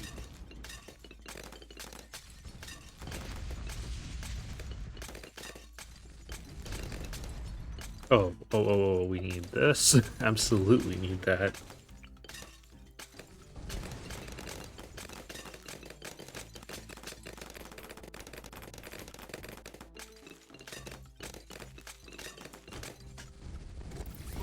How it's done. How it's done.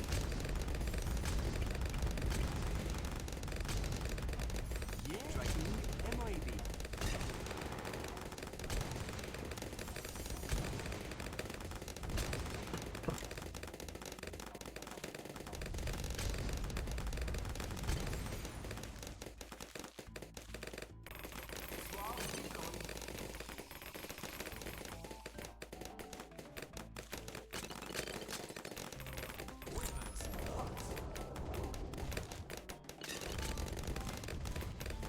Alright, then we save up for Sky Shredder.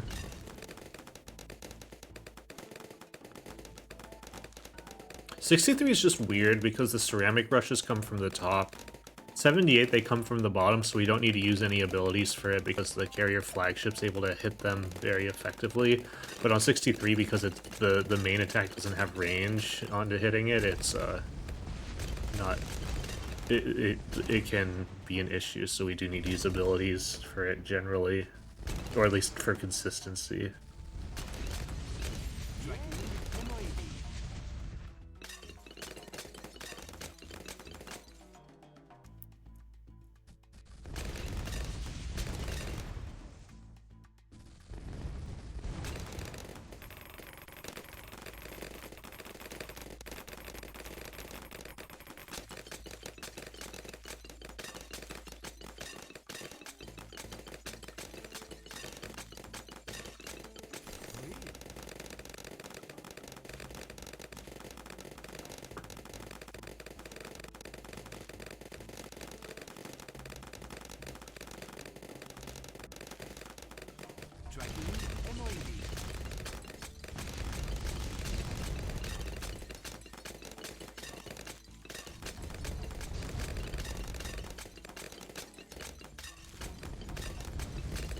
Sky Shredder used a lot in this run.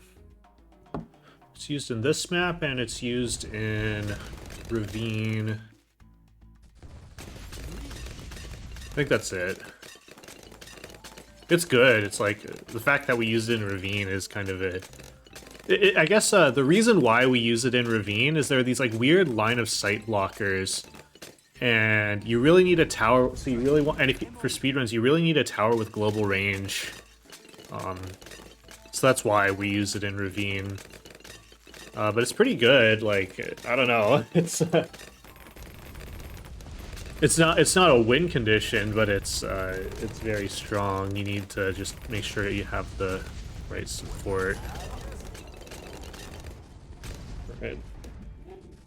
So if you couple it with an overclock, it gets much better.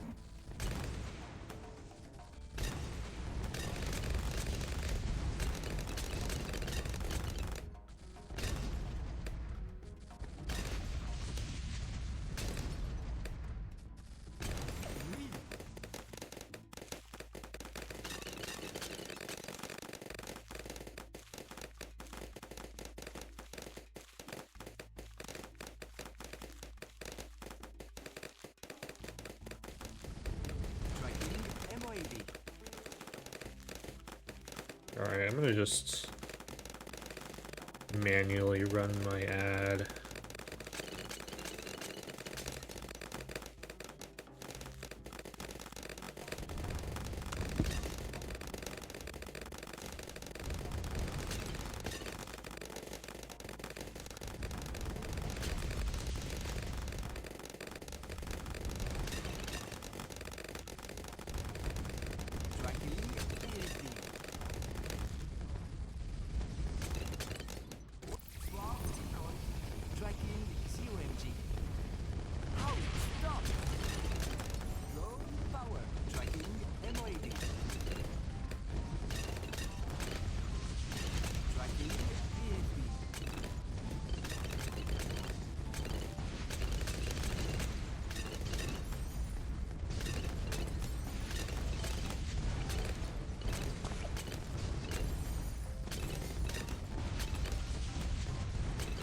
Okay, yeah, if you give it an alchemist, it gets quite a bit better. And if you give it and if you like position it so that the darts actually like are more likely to hit things. So here I have it in figure 8 here. You can also micro the ace so that the darts are more likely to hit, and then it gets a lot better.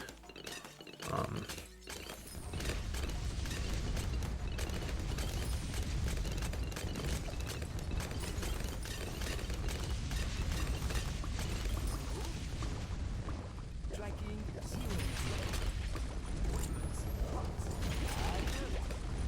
Tracking MOAB. But the main thing is the overclock actually helps a lot with it. Tracking 0.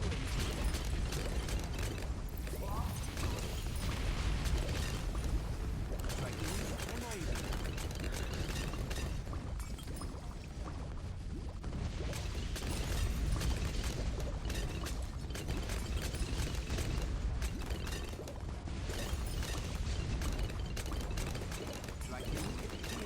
That's some serious damage. BTD.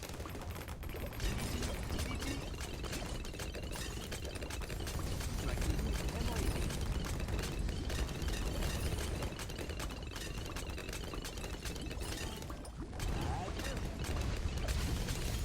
Although Forsaken 1 is the best.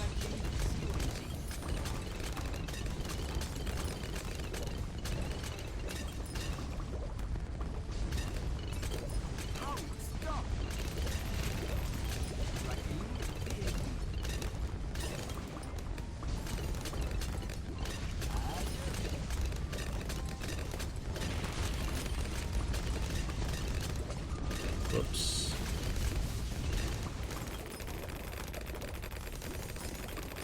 Desperados are good for speedruns. If you say so. I only really use them for some of the openers, like round 6. Ah, no. This.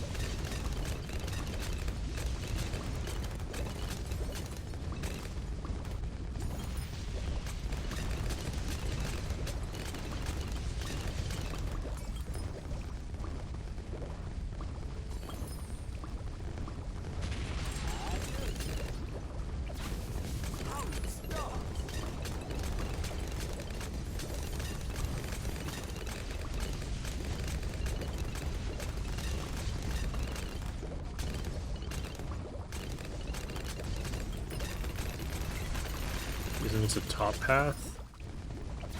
Okay. You say, whatever you like to use.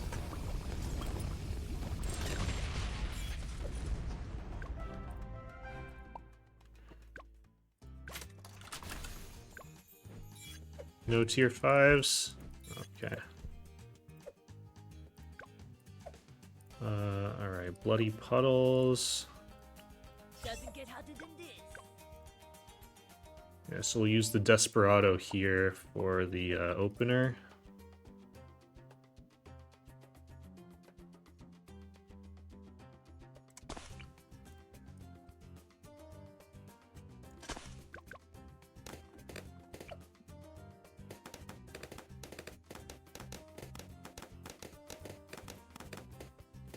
Yeah, I guess the top half did get a lot better than when it was released. It used to be the worst tower in the game.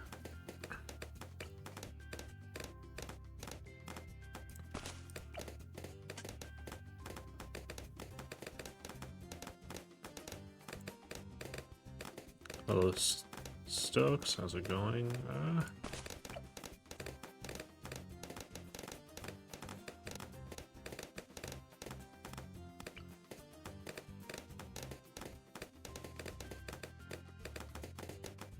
Spend money to get it? Oh, that's so lame.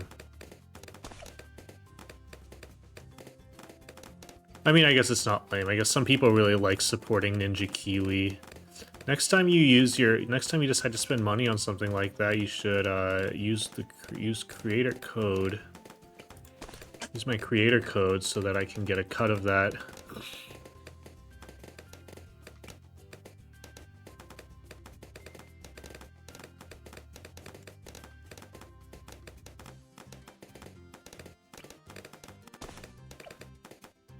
There was one person who was using my creator code to like buy monkey money, which, you know, I haven't spent any like real money on this game aside from buying the game.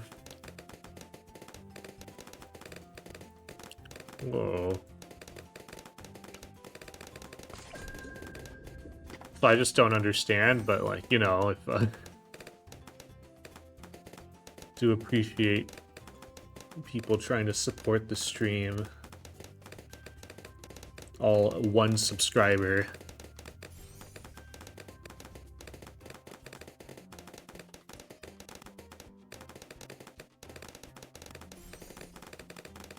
Alright, I kind of hope that... Dang it.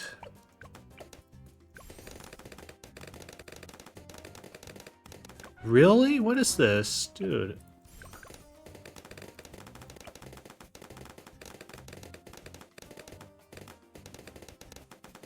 Shit. Man. Why is this on first?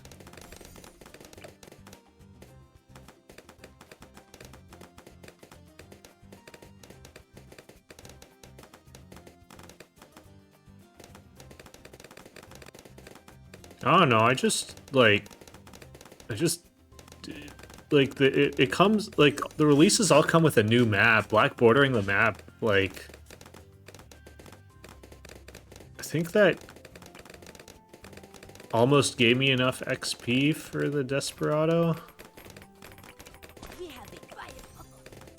Use quick shot? No, what the no, okay, don't make suggestions on what I should be doing in a speedrun.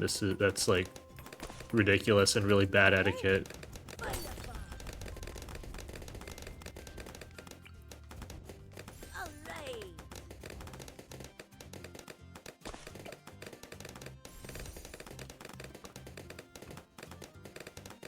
500k XP, is that good? I don't actually...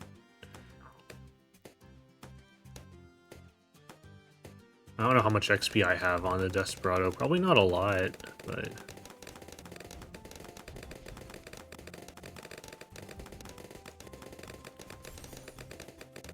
I don't know, because I'm at, like, vet level, like, 38, so I don't know. Like, I play this game a lot.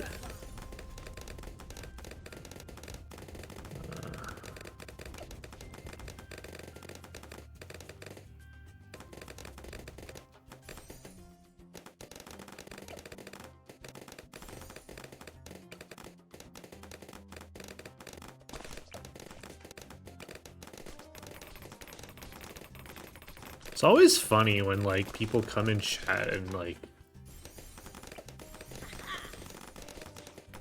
when I was speedrunning the Arkham games, I would always, like, there's always people who are like, I really didn't like the Batmobile in this game, and it's like, I do not care. I'm the one, you're talking to a guy who loves the game and, like, plays it more than most people will play anything. Like, I liked the Batmobile, like, I don't know, you, like... I don't know, it's like people are just so divorced from, like, what speedrunners actually, like, do. Like, I've played this game so much more than, like, a normal person.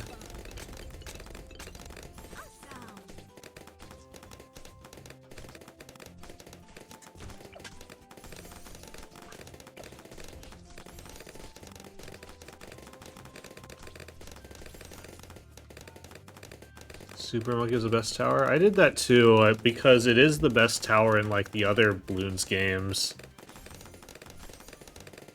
So I was using it all the time, and then actually, like, the round that I didn't understand was round 62.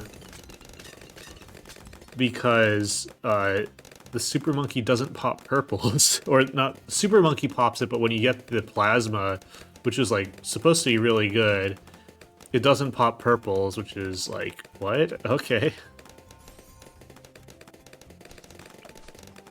Like, I didn't know that was something I needed to worry about. Like, oh, right, gotta get this.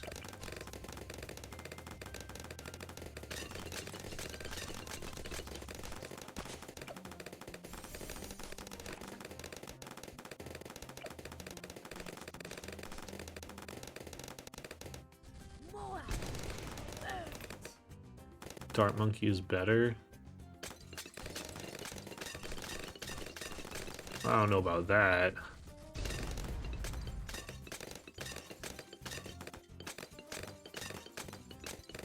I don't know. I quite like the Dark Knight. The dark. Well, first of all, that because I did the third path. The bottom path is like the worst tower. Are you one of those people who thinks the Crossbow Master is good?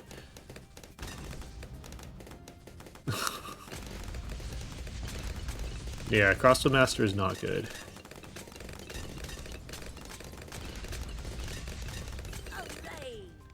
I think on no maps is there a reason to use Crossbow Master, except for like Deflation on Midnight Mansion. But even then, I think maybe that now the Desperado might be better for that. I'd have to try it.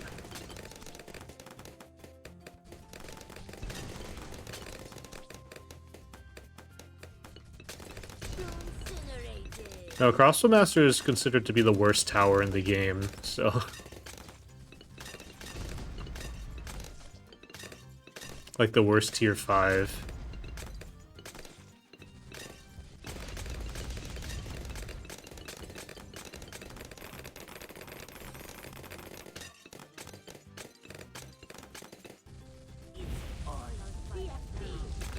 At least in Chimps, because it just does not translate into the late game very well.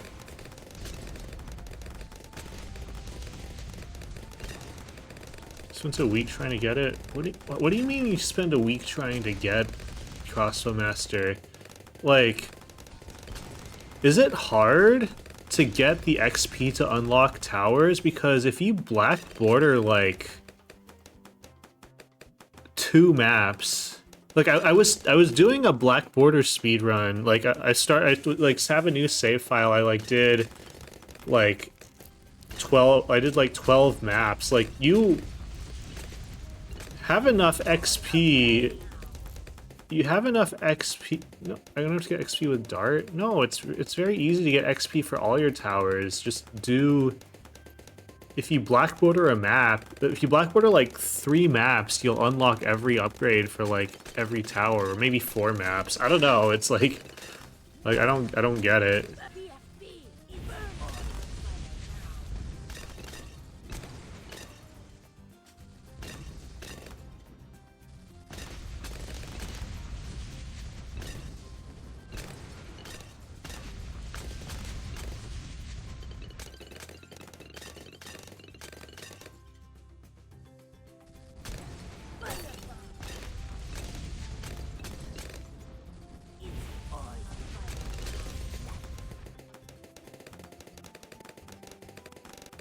Same thing with the monkey knowledge. Like, you actually get quite a bit of monkey knowledge from just black bordering a few maps. Like, you get enough good monkey knowledge to be able to do, like, half cash pretty easily for beginner maps.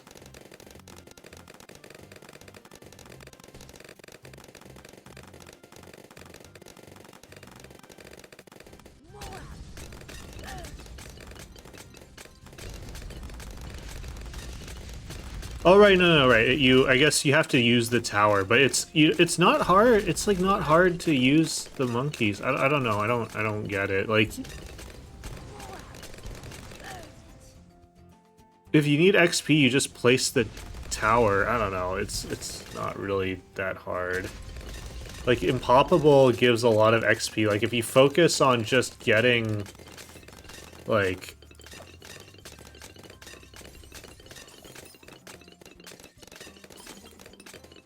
Like, if you focus on, like, I don't know, you just, I don't really get it. Like, you can, it's not hard to get XP on the Dart Monkey. You can, like, the middle path is pretty good. The top path is pretty good on some maps. Like, if you do Hedge, the top path Dart Monkey is very good.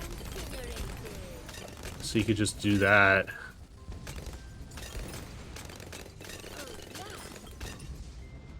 Maybe if my baby doesn't wake up, I can go back to one of my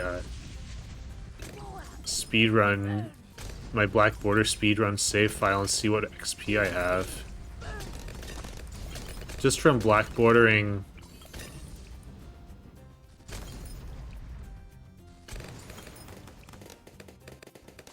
some maps.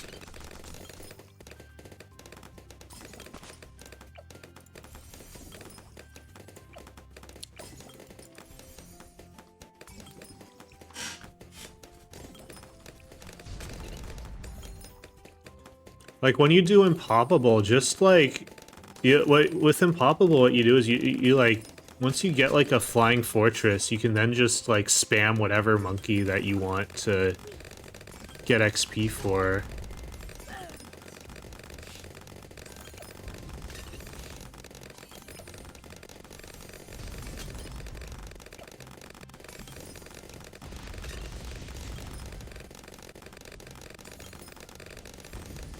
It's really not that hard.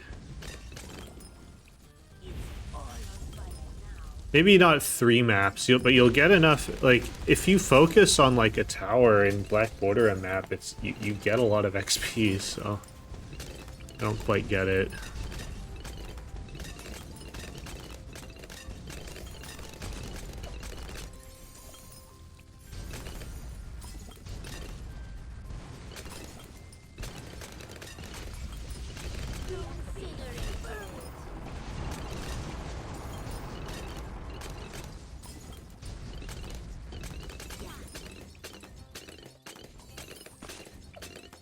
Oh, so by the way, this strategy here is the Axis of Havoc, so we're gonna get all the 3 tier 5 snipers, which is the Axis of Havoc achievement, and it's actually like, if you're looking for kind of a one-size-fits-all strategy, that's kind of, Axis of Havoc I'd say is the closest.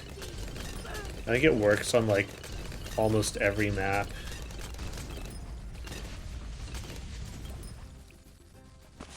I know it works on every map. It's a good strategy for almost every map.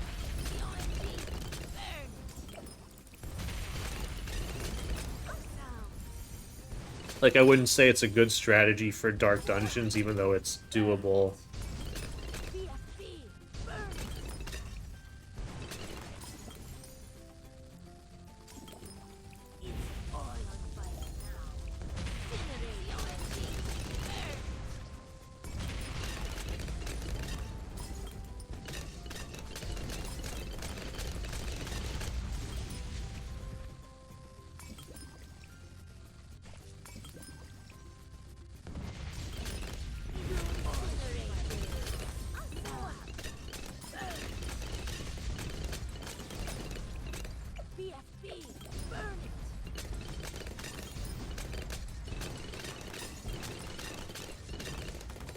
Alright, I usually want primary training.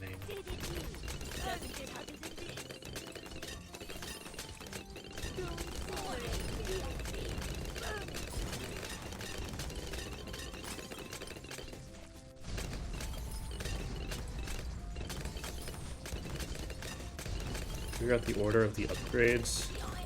I have like, I have a bunch of Axis of Havoc guides for like different maps.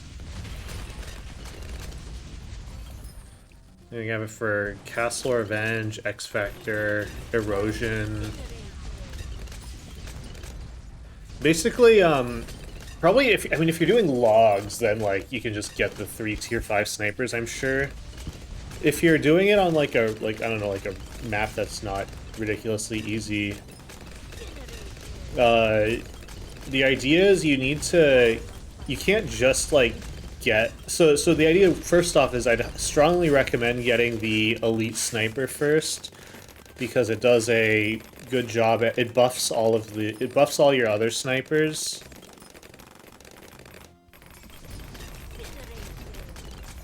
Then the other thing is you need to, if you're on like a real map, you need to pair it with some kind of ceramic cleanup. You can't just get the like here we can't just get the tier 5 snipers and win. You have to we have these bouncing bullet snipers with an alk buff. That's like one really common way of getting ceramic cleanup that works for some reason. I don't actually get why. Alright, let's get triple Moab. All on fire now.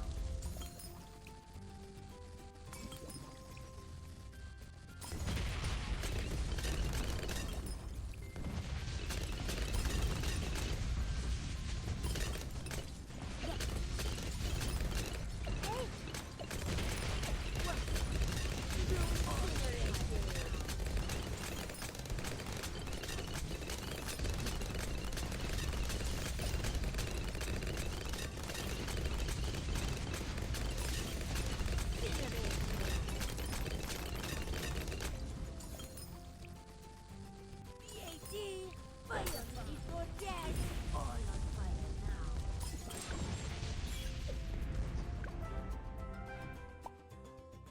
now. Alright, so next up is Workshop. I should have practiced Workshop. That oh, whoops. Because everything shifted, I'm not used to it. Because this opener is really annoying.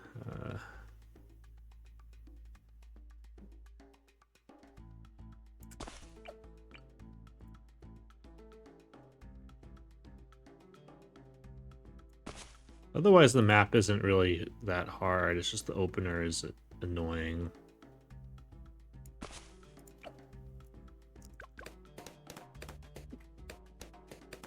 And there's RNG on round 10.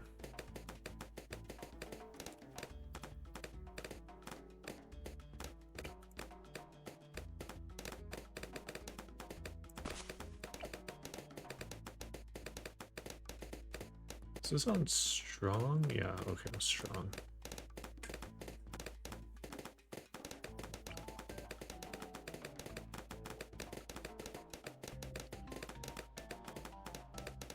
I did kind of want to make like a video on how to do Axis of Havoc just generally, but I'm like have been really not doing well on making my videos because I've also have in the pipeline. I've been trying to make a guide for all true expert chimps. Like I wanted to get that out before GDQ, but I don't know if I can. I mean, I could. It's just like a lot of time that I don't really have.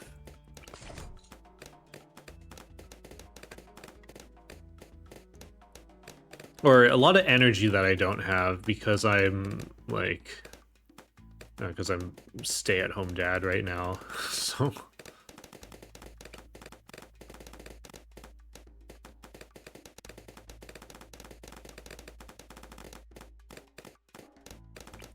I love this smell of the bubble. Ha-ha!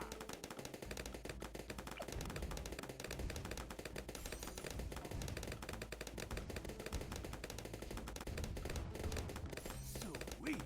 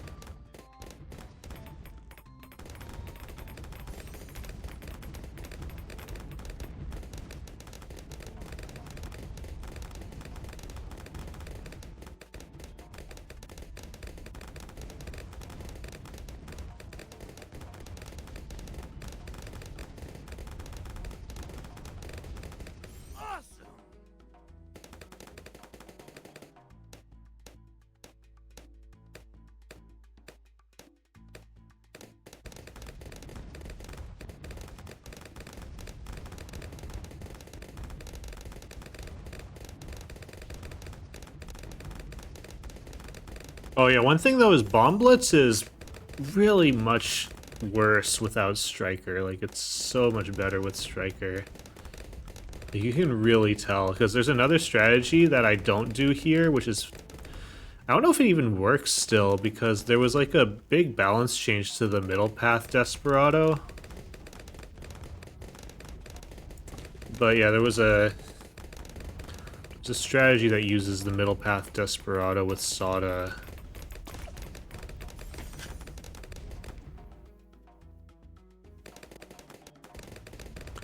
And it sucks because it's just really inconsistent.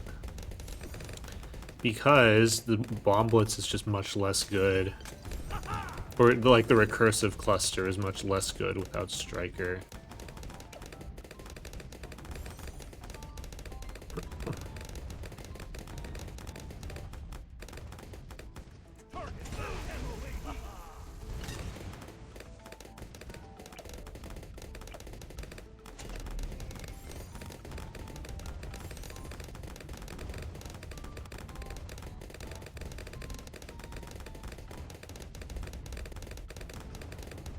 Also, the opener is much worse. There's like a really bad inconsistency on round, what, 4 or something?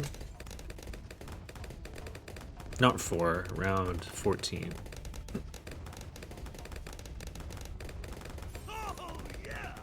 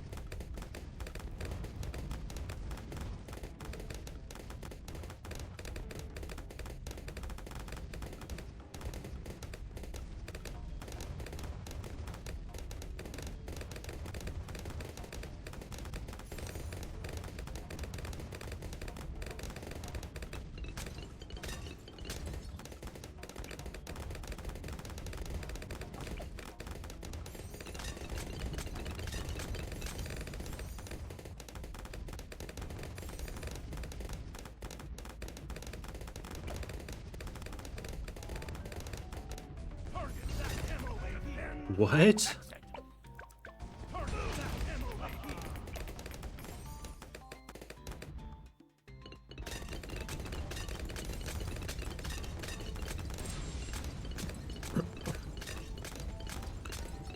There have been, I remember some daily challenges where you literally don't have to do anything. Those are funny.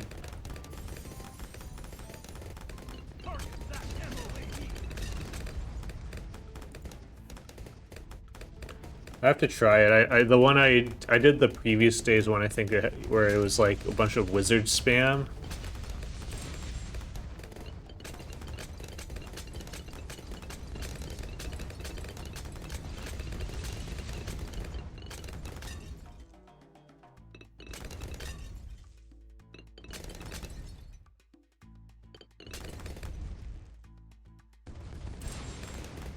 Oh, right. I didn't need to wait. Dailies? Yeah, I don't do dailies pretty much at all anymore. Well, I know I do dailies. I do them. I try to do them every day, but I do more than just I do more than just dailies, like a lot more. So, all right. We want you. I want you. This spiked mines.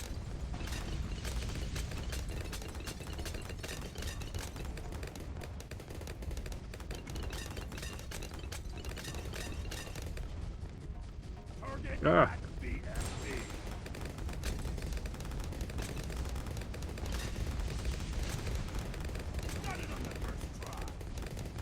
Yeah, so I died on 50 because I'm like trying to be kind of aggressive with this spike placement.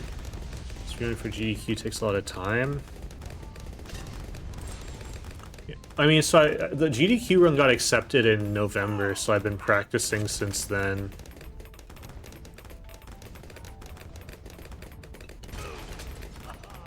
The thing is, actually, the funny story about it is, so I've submitted a lot of stuff to GDQ and none of it's gotten in.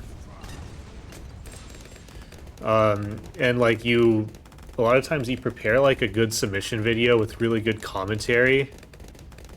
But for me, because I've been so busy, I was like, oh, should I even submit to GDQ? And I was like, okay, I guess I will. And I was like, what category do I do? Is I could do some like ILs for this game, which I did do. I did submit that. Then I was like, before I had been running this all expert chimps because somebody did all chimps, which took like 20 something hours. And I was like, oh, I don't have time for that, but I could just do the expert maps. That's like a fun thing that'll be fun. So I was doing that, and that thing is that's like 3.5 hours, and I guess now it's longer because there's another map added. But it's like, well, I need a category that's shorter for GDQ, right? It's like, oh, how about all true expert chimps, which is only 4 maps, so that'll be like an hour to an hour and a half or so, which is more likely to get in. So it's like, okay, I can just submit this over and over again until it gets in. And then it got in the first time. And the thing is, my run that I did, it used like kind of really bad strategies. And like it used really slow strategies because I was just trying to get a run that I could submit just to show that it was possible.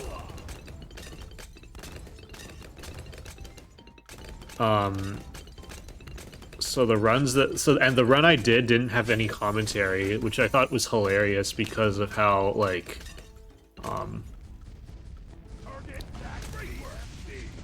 how hard I worked in previous GDQs to try to get a run with commentary. So with like good commentary and like work and refine my commentary. So I've been spending the past couple months refining the commentary for the True Expert Chimps, so it has been a lot of work. A lot of people don't actually work the low-key, a lot of people don't actually work that hard on their GDQ runs. It's either games that they've run before and they've done before, but like specifically for GDQ, like a bunch of people have been at GDQ before and they like don't. Some people can like go a bit more off the cuff and are just more naturally charismatic, which I am not, so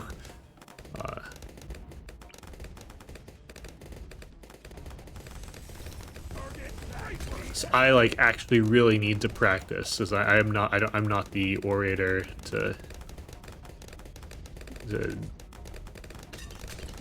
I'm not like a natural orator to be able to like commentate off the cuff.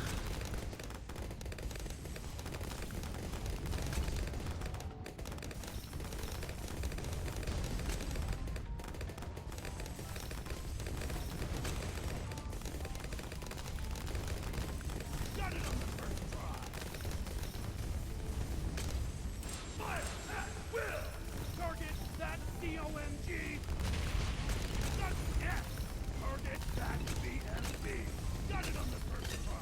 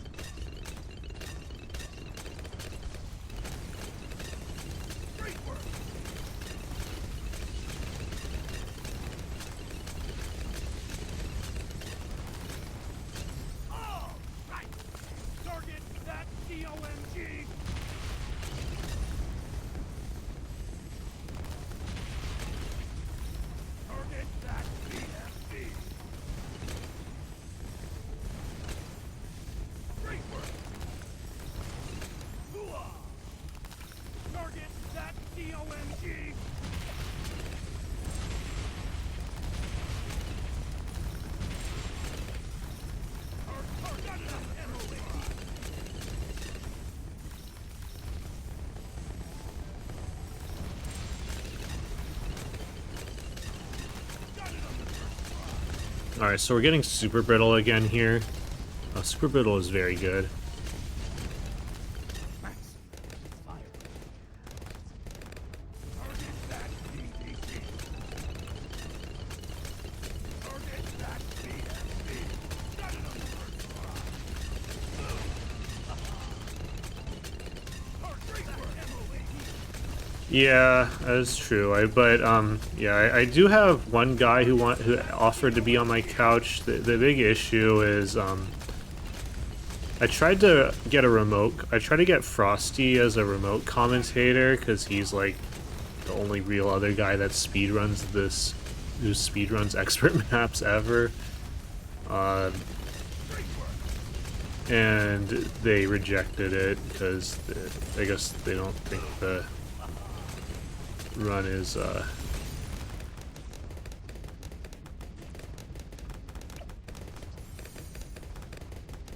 guess they don't think the run is really they didn't put it in like the greatest time slot, I guess.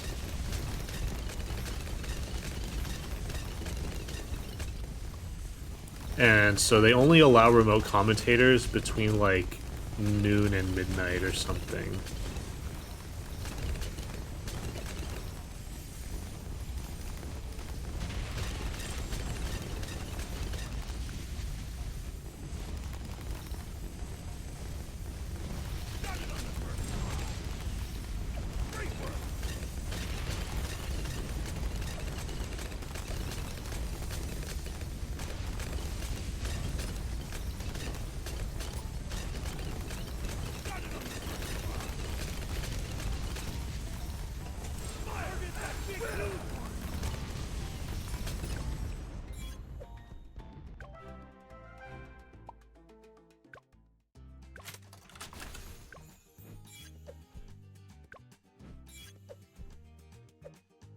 We'll check out the InstaMonkey collection. Quad is Etienne. Ready to fly. Quad is one of the true expert maps, so I've done this a lot. Oh my god, just place down, thank you. This is one of the foreign maps that I have practiced a lot.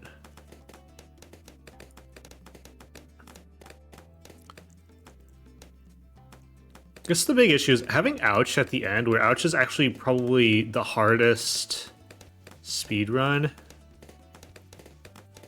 in this, or at least its hardest strategy that we do.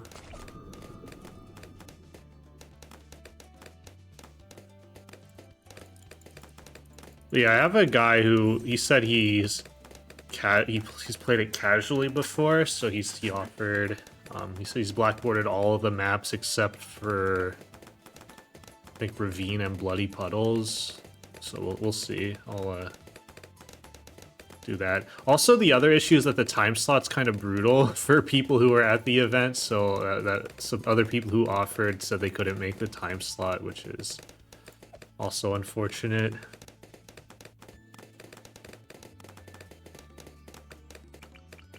Here we go.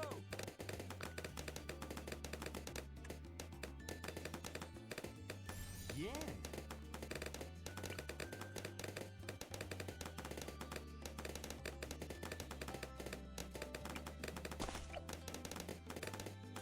Oui.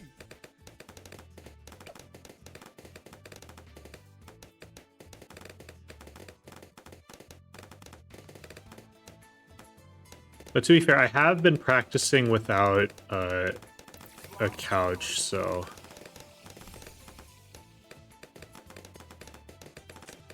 I have been practicing commentary. It's like commentary is something that you need to practice. At least I need to practice, kind of like the category itself. So.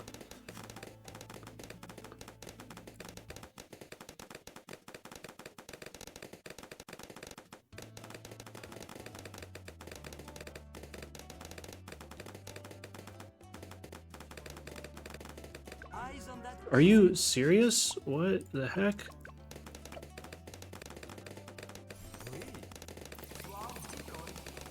Well, I think at the time, I don't know if he did Tricky Tracks, because that map is very new.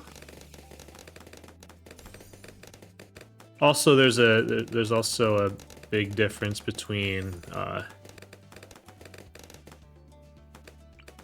the tricky tracks when it came out. That's so weird that we died on that. That's insane, man.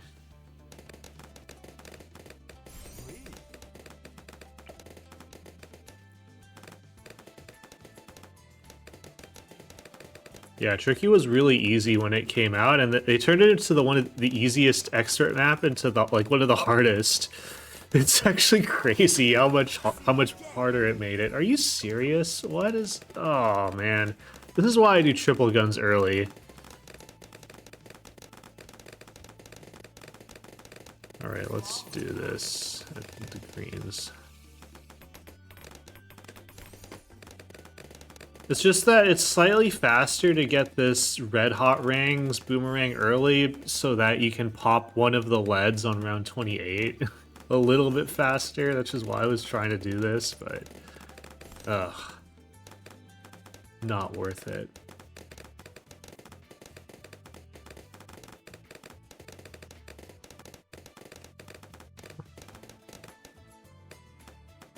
Oh, no, no. Man, how am I forgetting the basic stuff?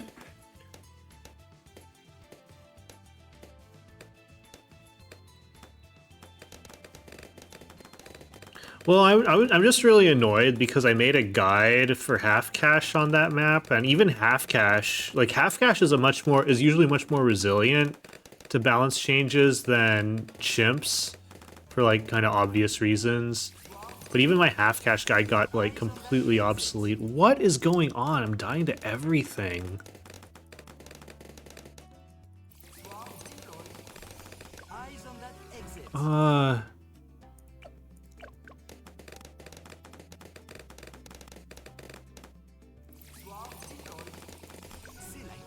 Wait a minute.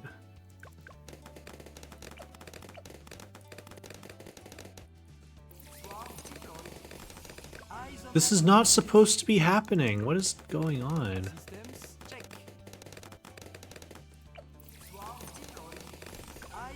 Oh my god. What is... I don't understand. This has worked like every time so far. What is happening? Like, what?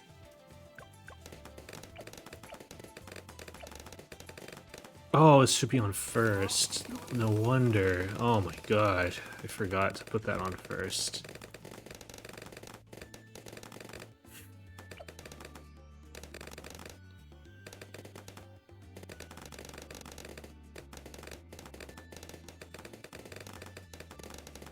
No wonder things were not... no wonder we were dying in other spots.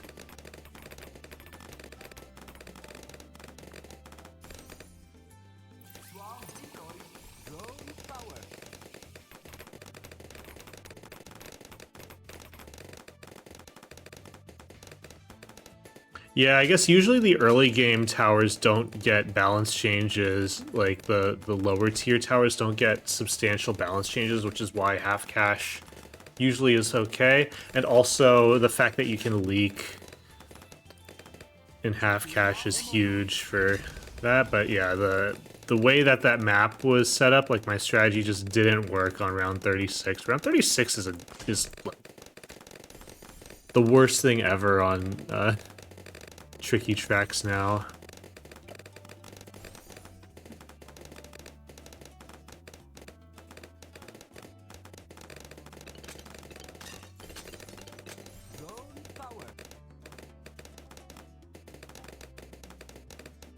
Like I think really the only really rework that they should have is they should switch Apocalypse to be a hard metal, and they should make half cash a medium metal.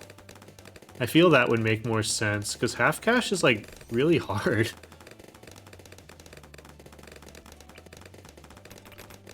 I routed everything on the map list for my guide so that I could get that out quickly.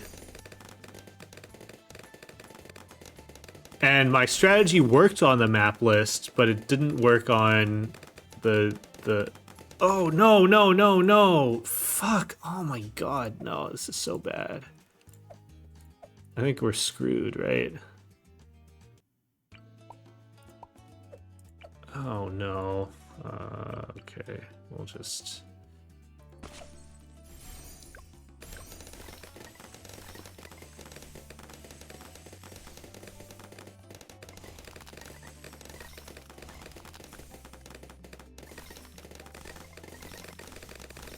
Well, that's a nice, useless ice shards.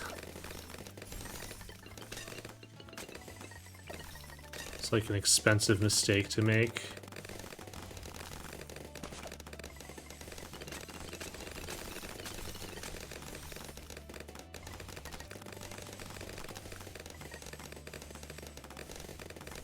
Yeah, this is gonna be a problem. Tracking MOAB. I think what I'll do is I'll try to cut the stronger stimulant.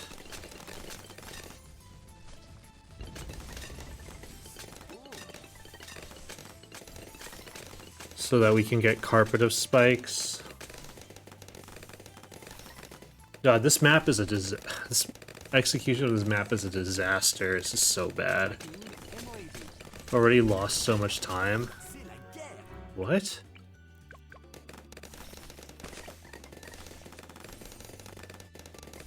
Tracking MOAB.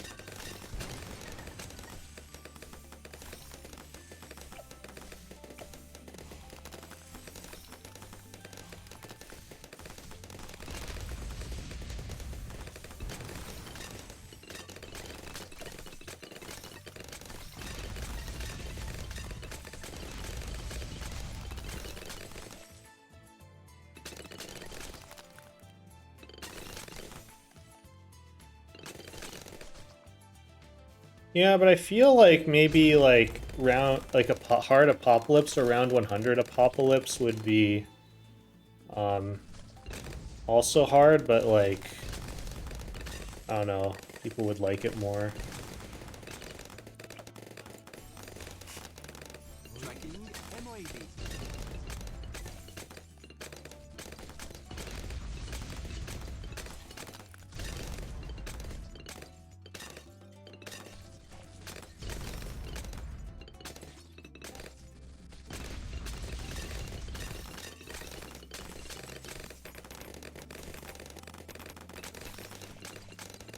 I'm looking for 2 hours. Nice. Tracking BAB.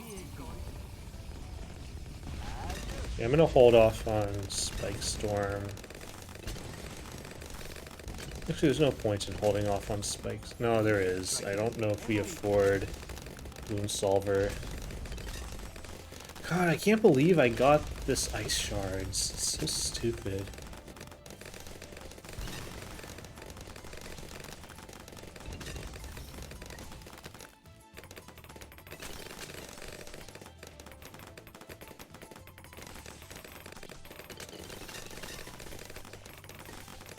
Okay, this does okay against 63. I was a little worried.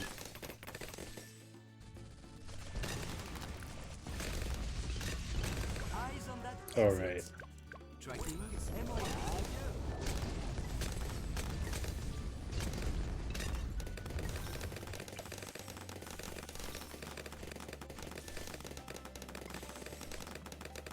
Yeah, the big issue is round 85. Because you barely afford carpet of spikes. Tracking BAB. C'est la guerre. Oh no, I like half cash.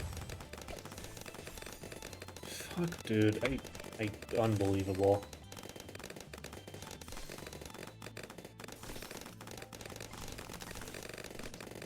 This map is such a disaster. Tracking MOAB. Tracking BAB.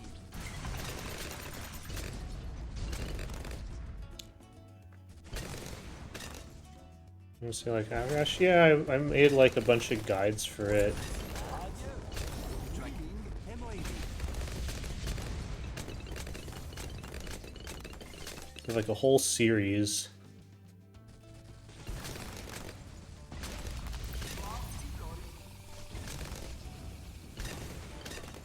Tracking BFB. Isn't this like for being hard? People say it's annoying, which is another word for hard. So, you know.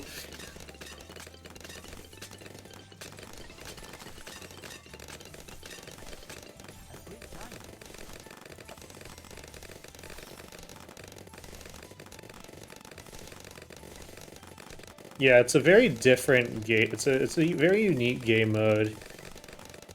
Tracking MOAB. Tedious is more fair. I don't know, like, I really... Bro, are you serious? Every single thing, man. This really threw me off. Like, everything is crumbling.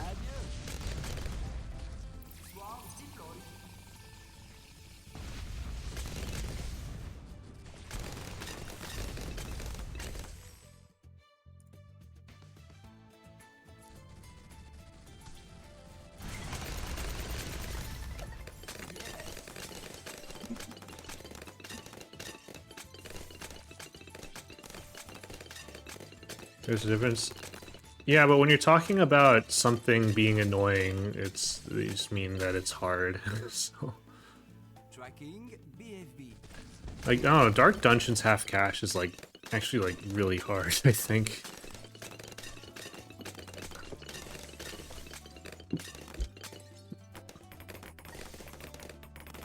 Tracking MOAB.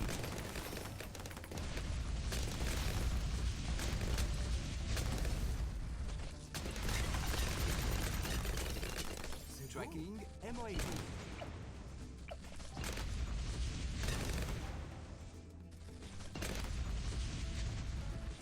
Adieu. Tracking BFB.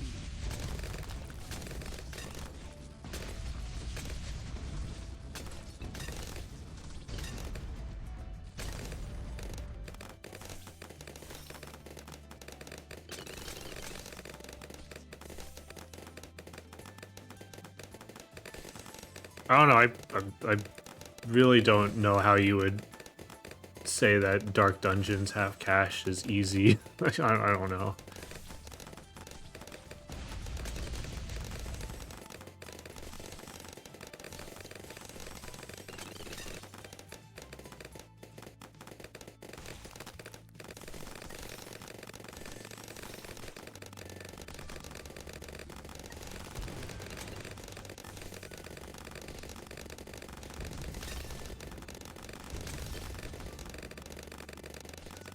Same goes for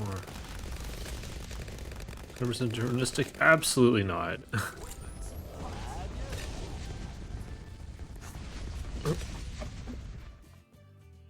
There's like so much RNG in this game, it's like kind of ridiculous. How is stop road power? Tracking BFB. It's not easy, but seems first black border on it.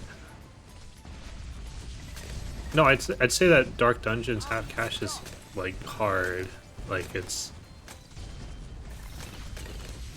like I thought Dark Dungeons was the hardest black border because Half Cash was like much harder than Half Cash on like it was like really hard. How is stop?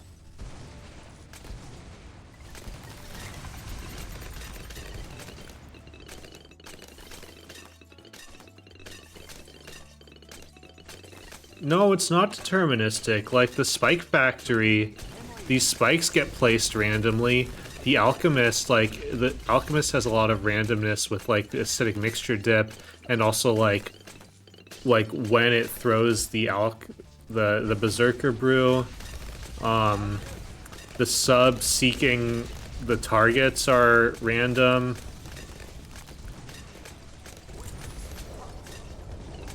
Like there's so little that's Tracking ZOMG.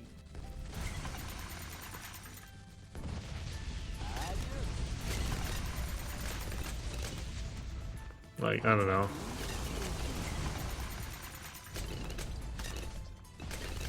the druid is like completely RNG. Like the spread of the thorns is random.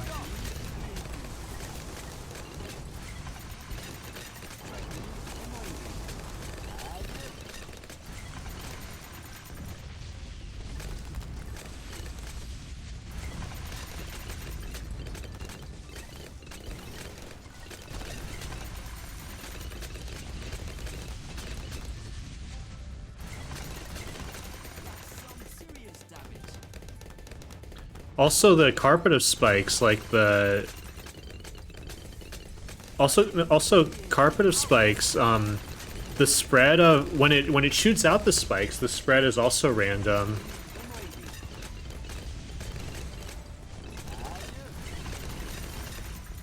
Like the spread of how it covers the map is random. So yeah, it's definitely not deterministic.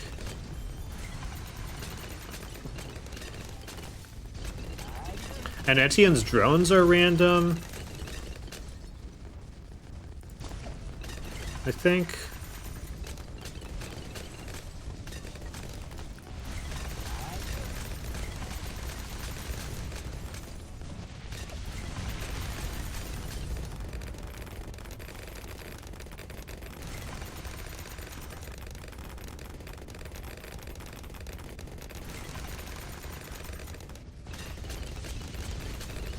Time, order, and placement dependent. Oh, okay. Oh, whoops. God damn it, I'm forgetting stupid basic shit.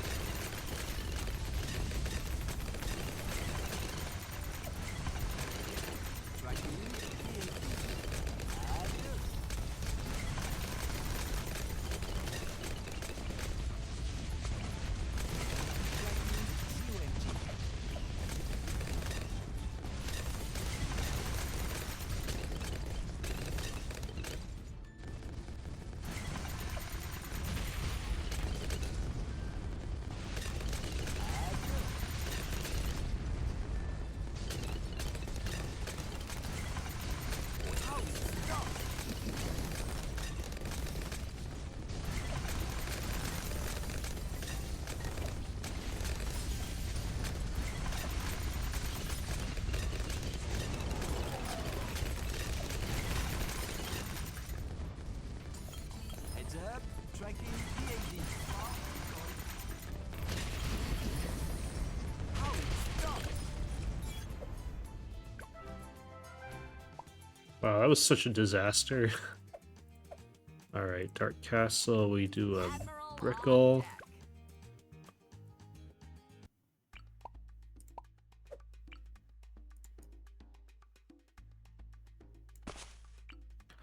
Thank you for the raid.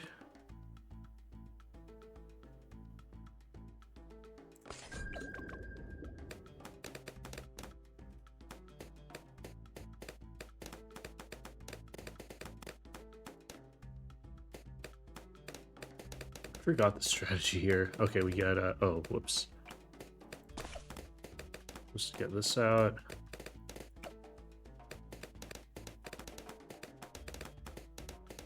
Geared Chimps raid. What?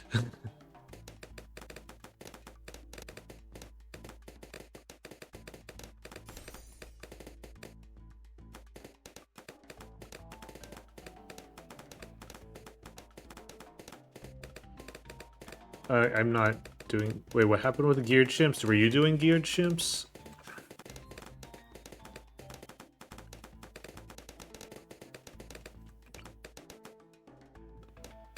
I think your streamer likes you just fine because they rated this awesome channel.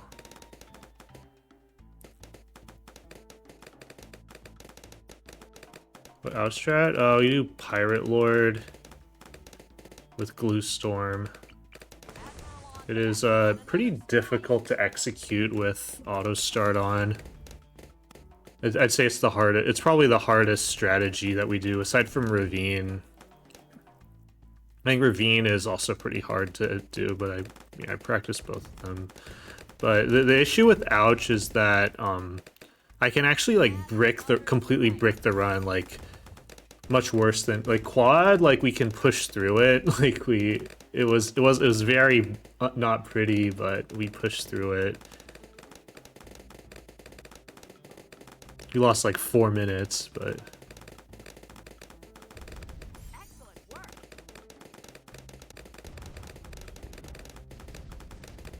5 hours. I mean, it's not an easy map.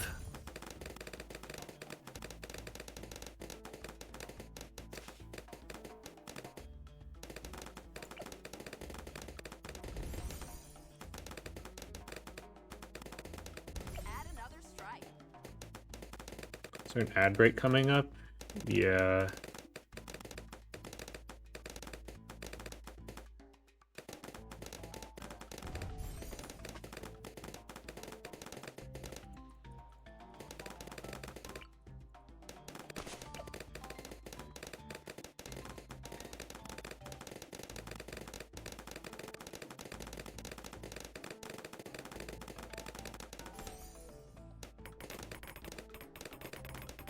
Increase power. Okay, I'll just start it now.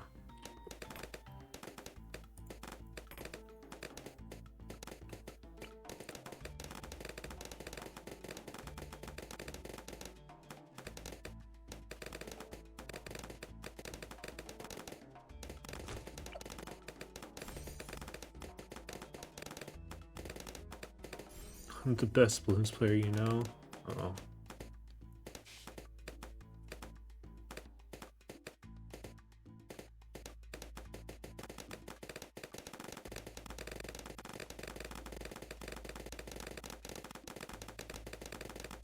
Why can the sub pop leads? It can't. I have the sniper.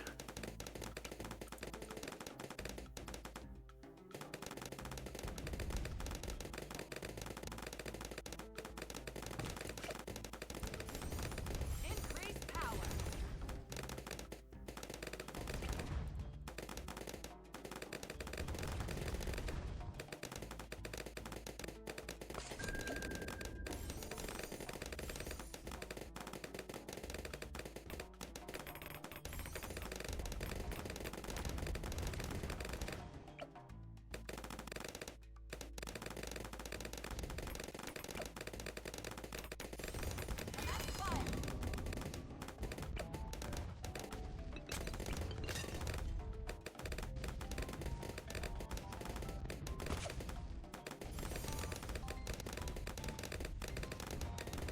Close to entrance? I mean, that's what those mines are for. Target sighted. That's fire.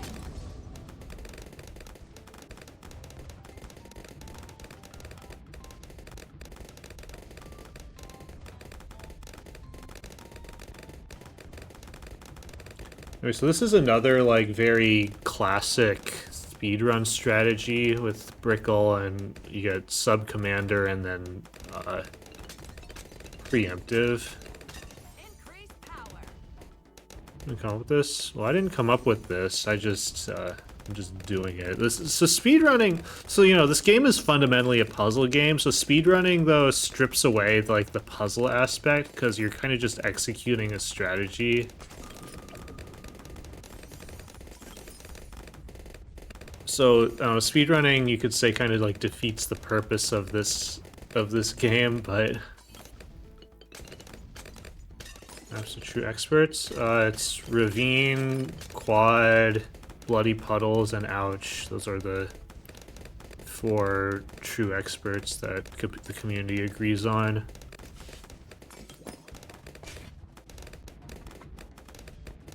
Is this a strategy game? It's a puzzle game. Like I mean, like what's the line between a puzzle game and a strategy game? No, Tricky's not considered a true expert, I don't think.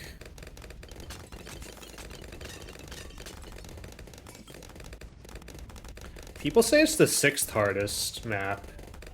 which means they put it after Dark Dungeons. And Dark Dungeons isn't a true expert because the Mermonkey, the middle path Mermonkey breaks it. Yeah, round 36 is awful. Tricky tracks.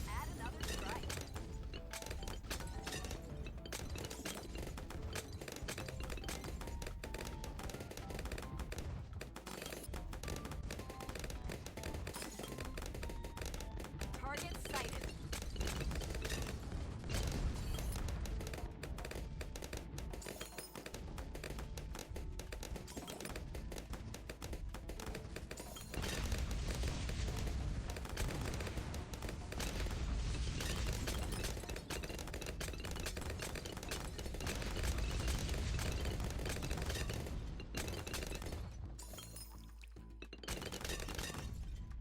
Yeah, it was annoying that, like, we made so much content. Move Bloody down? Yeah, I'd say that Ravine is the... No, the Bloody's hard. Like, it's... The start's not actually, like, easy, even with the Desperado. It's just easier than it used to be.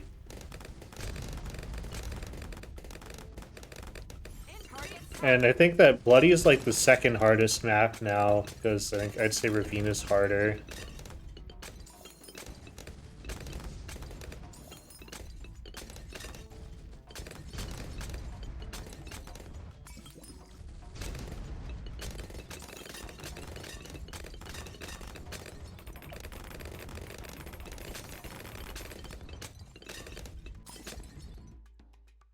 Fire when ready.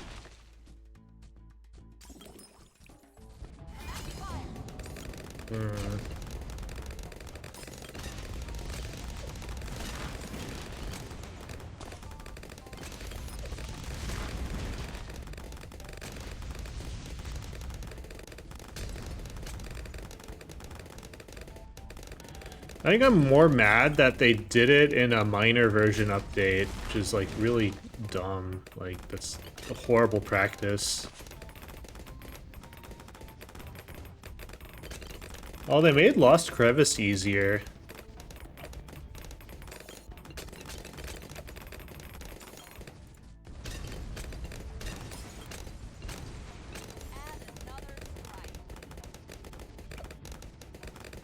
I haven't tried it, but I think they made it a true intermediate map now.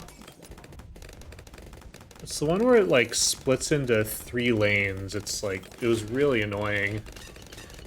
It was harder than, like, the last, like, 4 advanced maps that came out, and they put it in intermediate for some reason.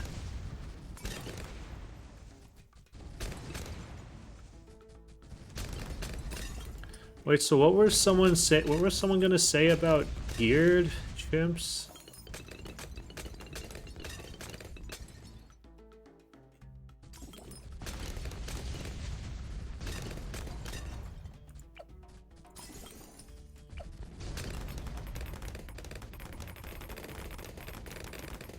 Since 5 hours trying to get a black border on it? Well, yeah, I saw that, but...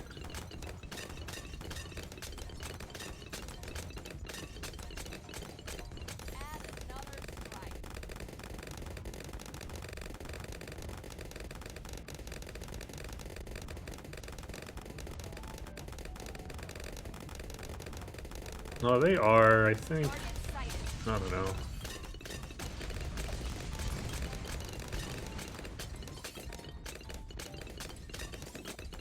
Fire when ready.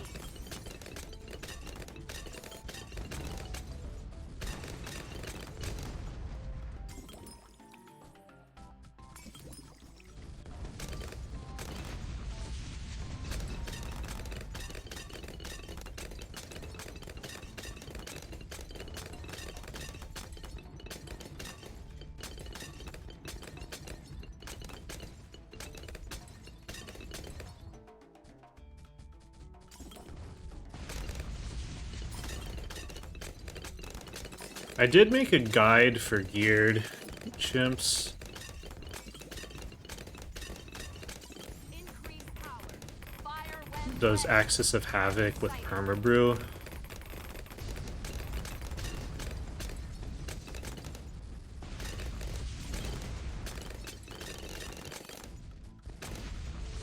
Yeah, Rosalia is good. I think Doria has this guide for getting the Flying Fortress in it, which is really fun.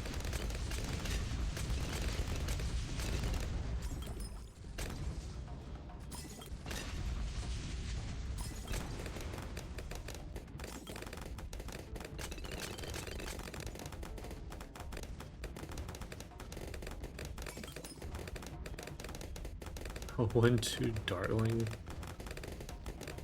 I've seen Hydra Rocket Pod spam.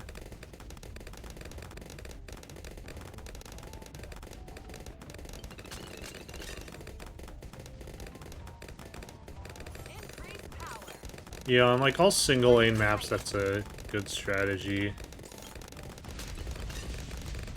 There are people who say Geared is an intermediate map, which it's not. The beginning is actually like really hard.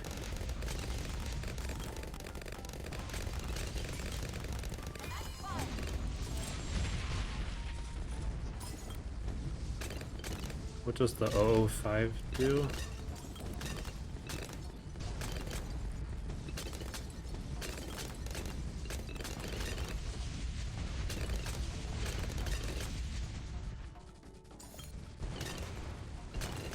The 005 helicopter? It's like, it stalls Moabs and like does a lot of damage. I don't know, it's really good. I don't, I'm not sure what you mean by what does it do. It like flies around, shoots things, and pushes them back.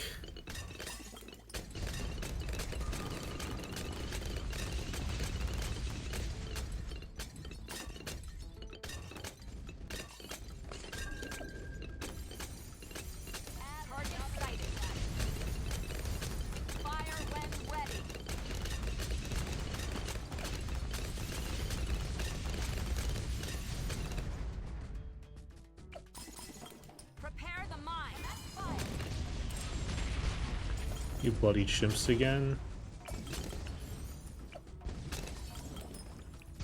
But I don't know, I do collect, I do like chimps for collection event, like it just makes sense to me to do that. So how many subs is this? Is 5? Alright, let's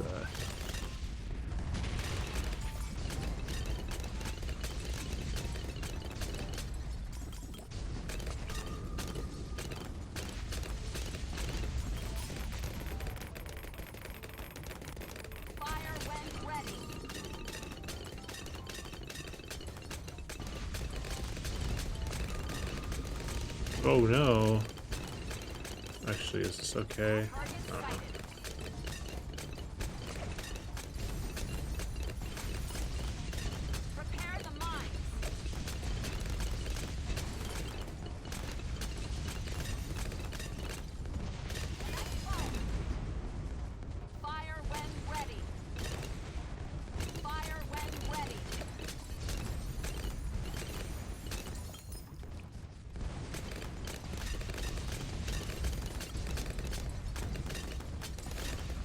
Spillway?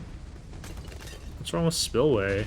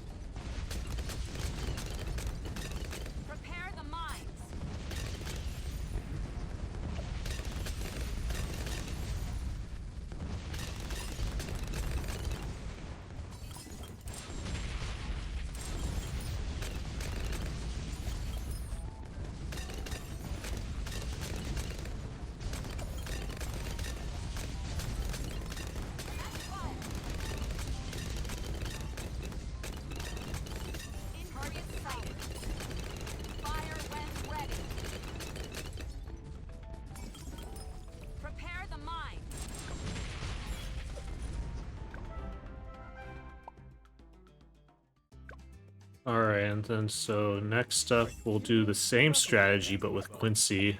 Oh, not this one. Alright, this map has a kind of a god-awful opener. Are you, what next?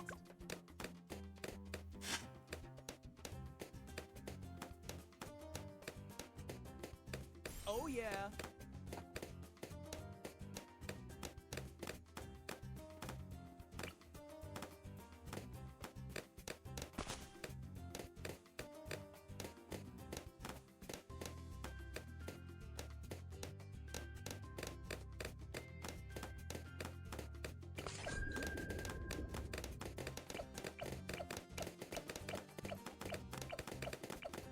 Yes.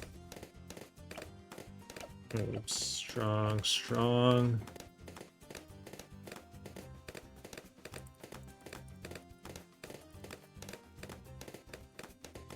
Yeah, the meta now is Silas and Ice Monkey. Oh my fucking god. No, I hate this shit, man. Dude.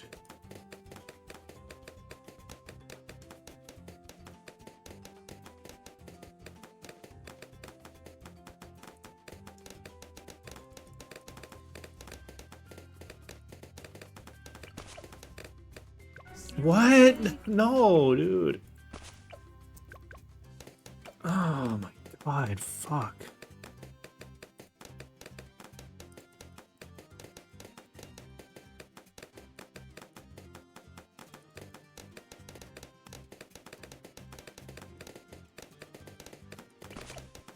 No, what is going on? Why is this not working, man?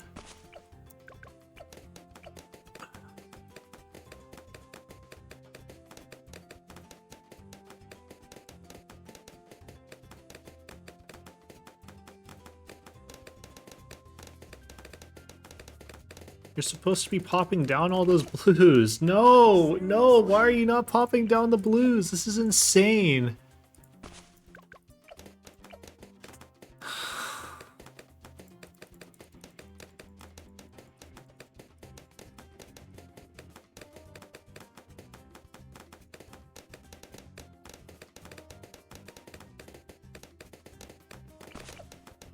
No.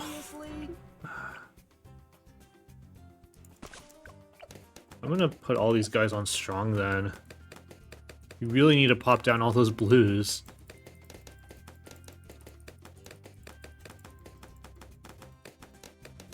And if that doesn't work, we have to start over. I don't know what's going on here. Alright. That's so stupid.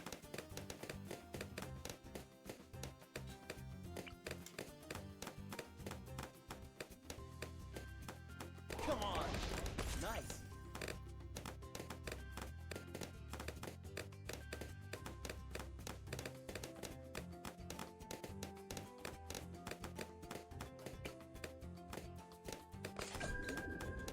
There's like an easier start, but it's not easier to, it's like impossible to auto start the easier start. If you're pausing between rounds, it's not bad. This is like the only strategy I know with like a actually like doable auto start strategy. Oh, come on. Fuck off, dude. Are you kidding me? This is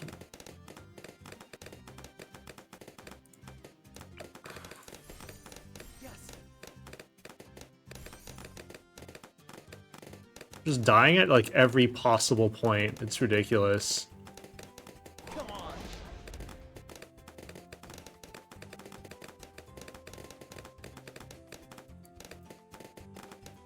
Oh, Come oops, on. that was...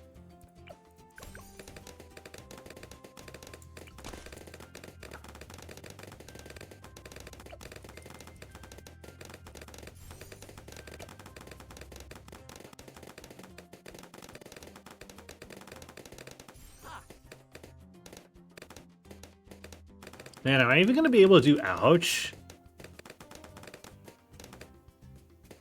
I'm like messing up these harder maps early on. Well, the hardest strategy is actually ouch.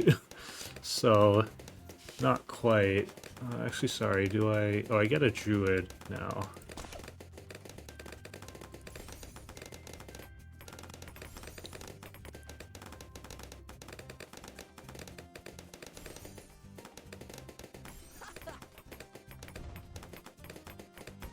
Yeah, Ouch is actually not like just a hard strategy. It's like one where I can actually brick the run if I'm not careful. If I mistime some abilities. I'm so mad about this run. It's so bad. Like it's just this is gonna be like a 345 or something, which is ridiculously bad. I almost feel like I need to do another run at some point, but I don't know if I have time. It's not that bad. I lost like 4 minutes on quad, and I lost a bunch of time on Dark Castle, right?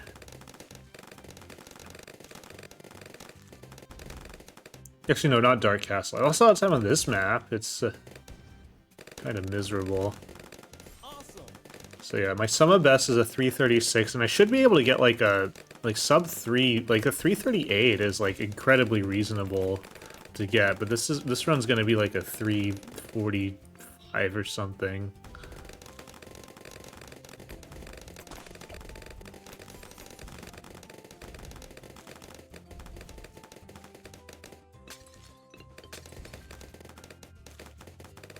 Alright, so here I have to upgrade this alchemist right on round 40 so that we don't die.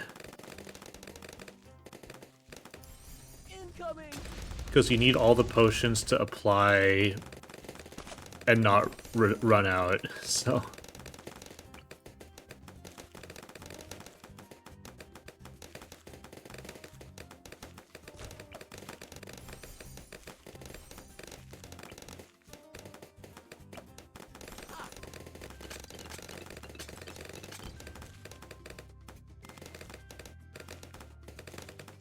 Oh, let's, we have to get this guy out actually right now.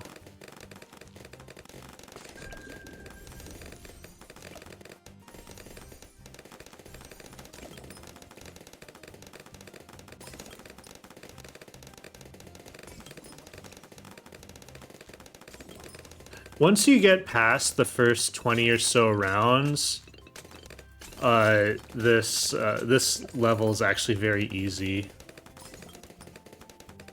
Like right now, the rest of this is like pretty much smooth sailing, so we're not gonna have to worry. This is the same strat. This is also like the same strategy sub commander. It's just we're using Quincy because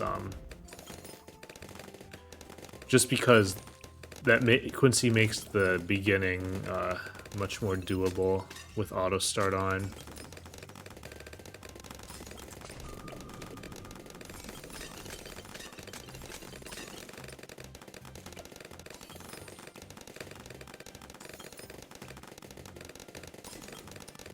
But yeah, having to spend like...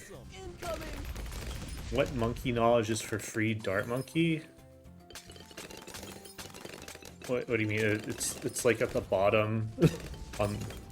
It's like on the right, the bottom right. I don't remember what it's called.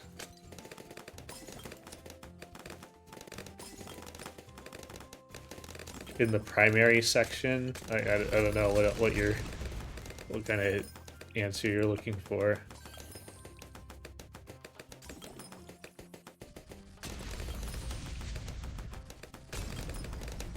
What just happened? What do you mean what just happened?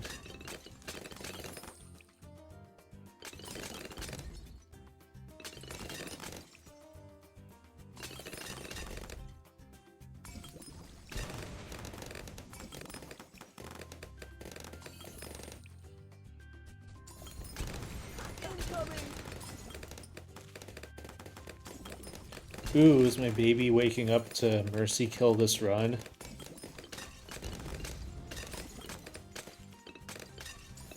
No. He was wiggling.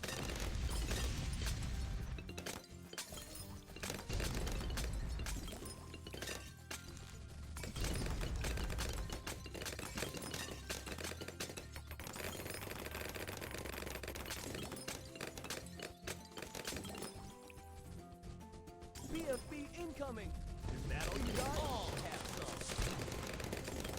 That all you got? Speed. Incoming!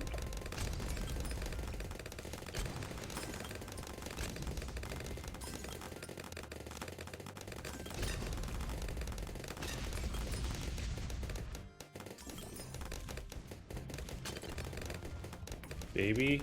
Yeah, isn't that the title of my stream?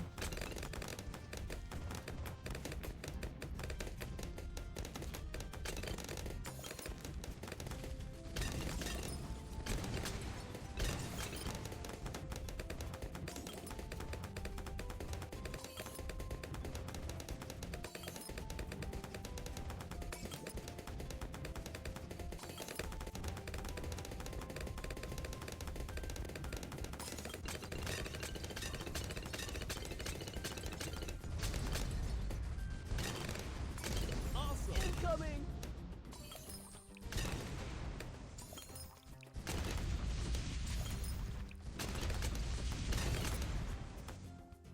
Recently, he's been sleeping for like 4 to 7 hours at night, so... Ideally, I should actually be also sleeping during those times, but, I am a video game addict. I mean, I did sleep. I slept during his first cycle.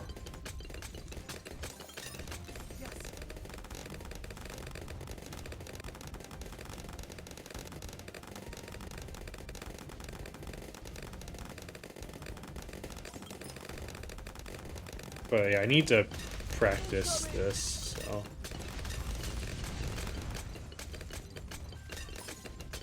Anyways, now we just go straight for preemptive strike.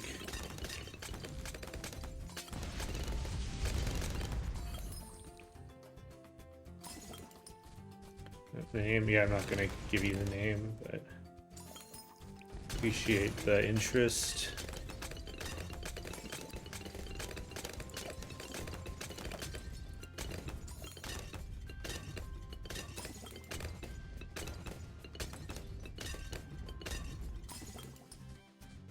BFB incoming!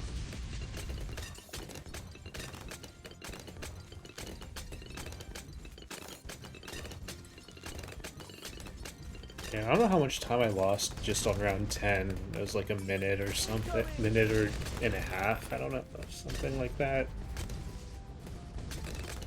How many times did I have to do it? It was a lot.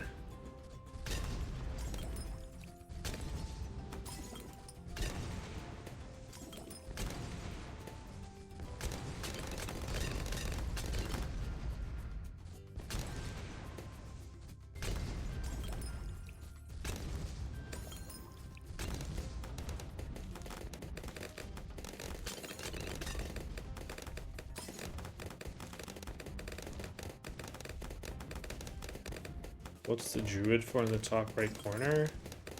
The druid of the jungle. It's really helpful in the early game.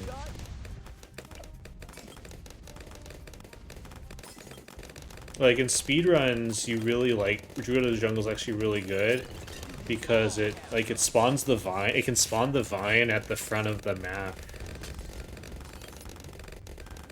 So like if you can use it, you really should in runs.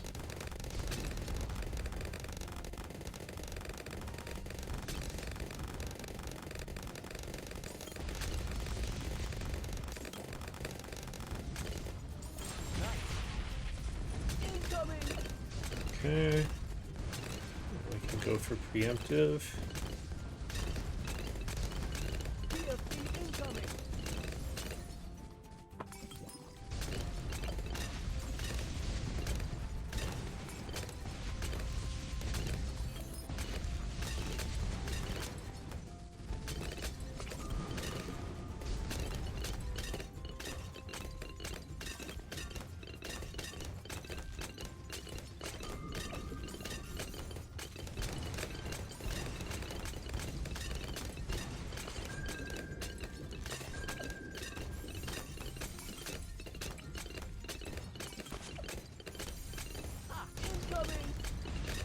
How many subs do you need? This is how many subs that we're gonna get.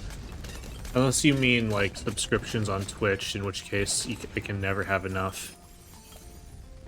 COMG incoming! BFB incoming!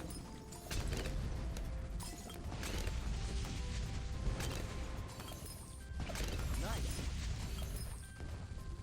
COMG incoming! You're not rich? Ah, yeah, the key flaw in my stream. I need to get more rich viewers.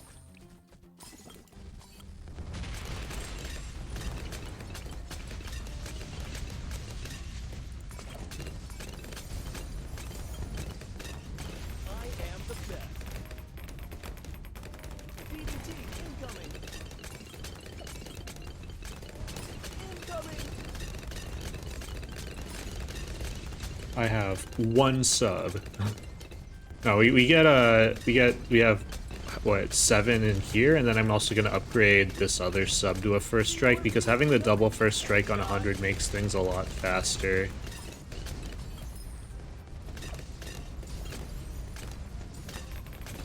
BFB incoming!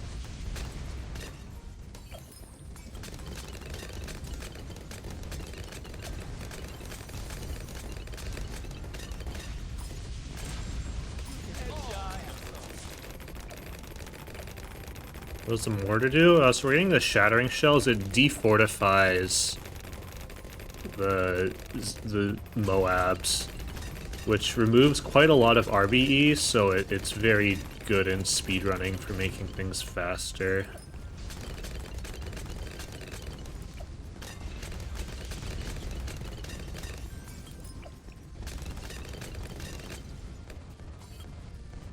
Headshot! Come on! Oh no, no, no, no, no, no, no, no, no, no. Alright, I need to be a bit slower then. That all you got? All have. Come on!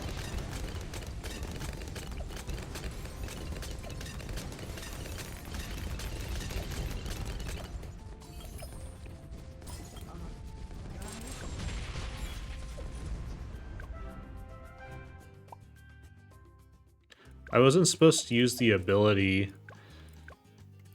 because I need it for 98, otherwise we die, so...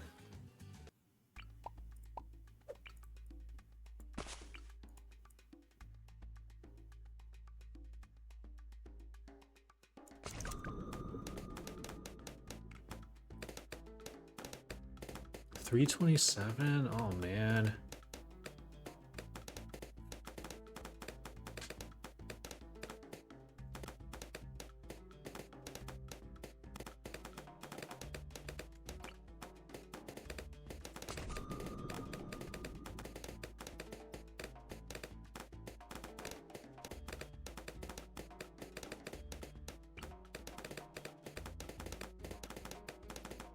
I'm supposed to set that sub to strong. Okay, didn't matter.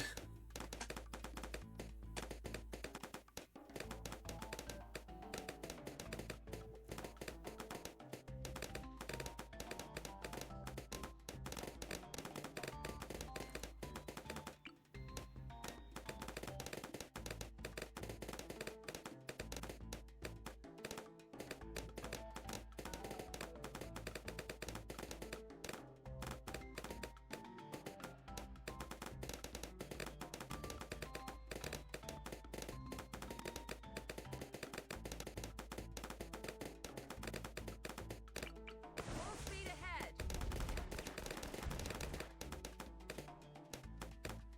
Target. Add another strike.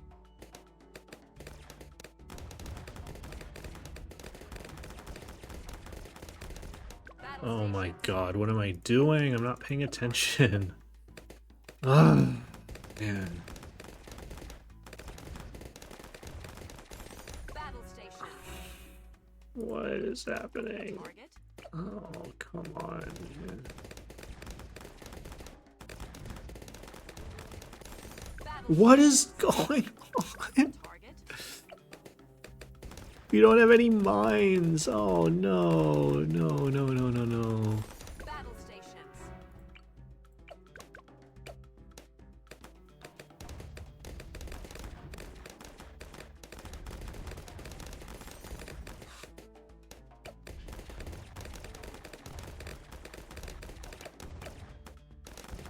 Increase power.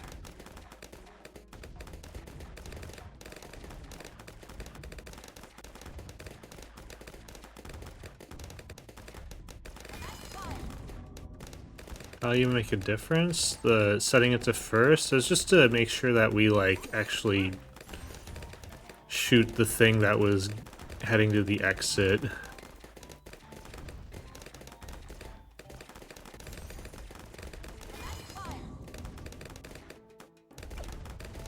another strike.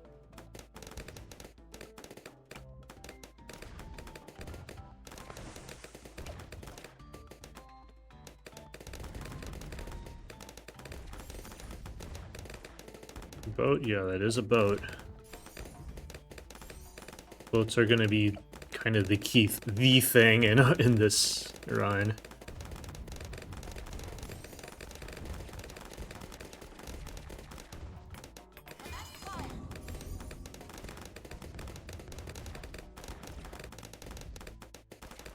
Add another stripe.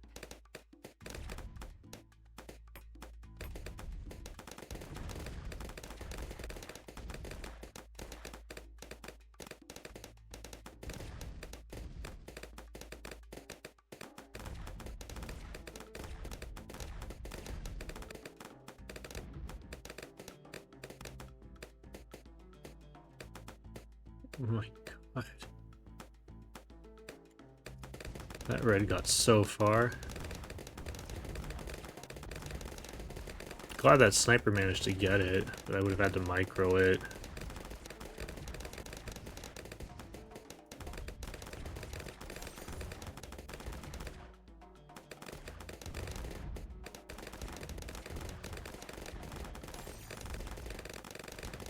Add another strike.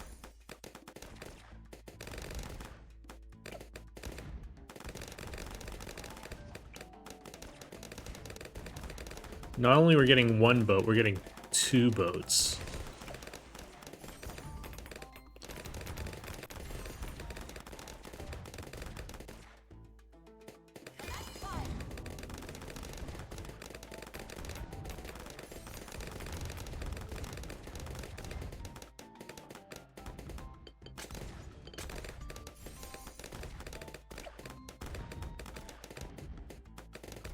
Did I forget something?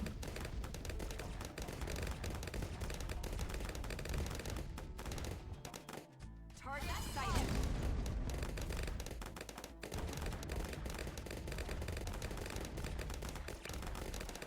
I don't think so.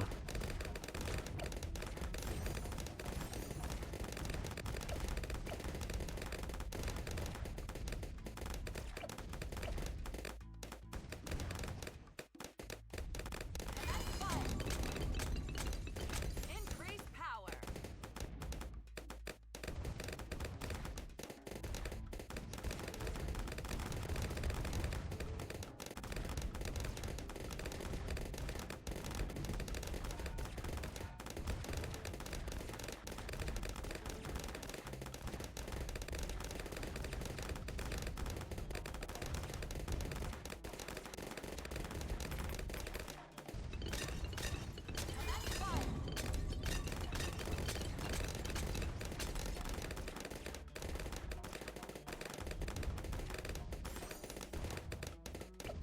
Alright, carrier flagship, then we'll get monkey pirates. Wait, let's prep this guy.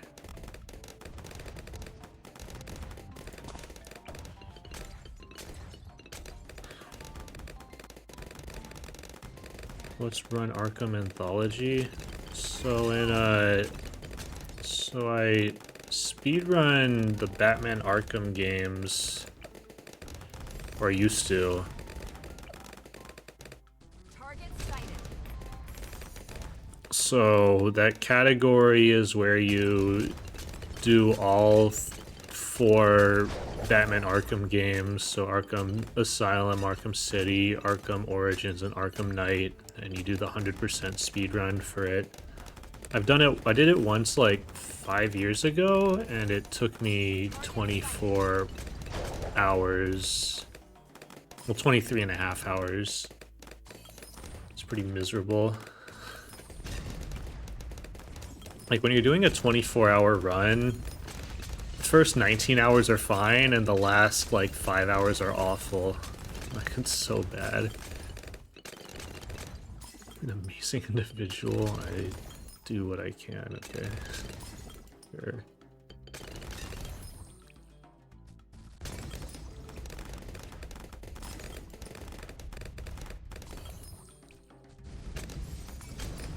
Also, I think I got like 4 hours of sleep the night before. I no longer have the endurance to do runs like that. I'm too old now and washed. I think like this length of run is kind of the most I can do now. Maybe I could do Arkham Knight 100%, which is like 7.5 hours. I'm not just too old, I'm too old and too washed. Arkham Knight 240%. Yeah, I wanted to do another 240%, but I tried it earlier this year and I just couldn't. Like, I don't have the energy. And now I don't have the time, right? Because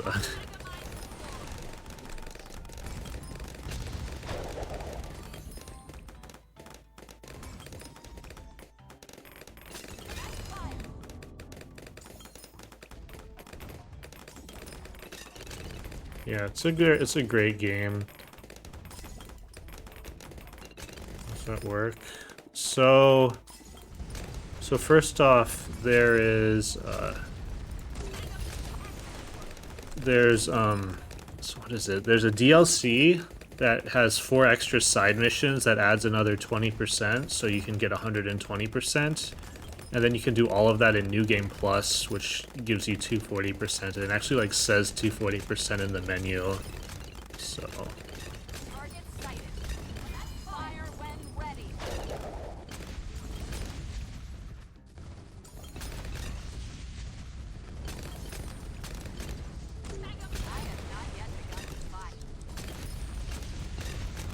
I have not yet begun to fight. yeah, what I wanted to do actually was I wanted to do Arkham Knight the max percent. I was starting to route that, but then I got carried up with this game. But maybe after GDQ, I'll get into prepping for that. What that is that would be all achievements, 240%, and all challenge map stars. I was gonna say all Arkham episodes, but if you do all achievements, then that includes all the Arkham episodes, so. Hello, Jivo.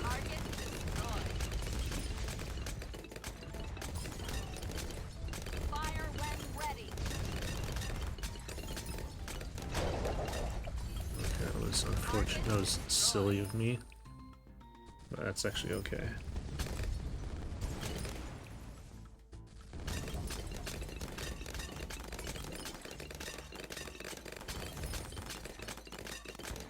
Alright, I need to just make sure that round 79 we don't use naval tactics. Yeah, if this was a good run, I would actually be done by now. Oh man, that's so disappointing. Add another strike. Target sighted. Fire when ready. I have not yet begun to fight.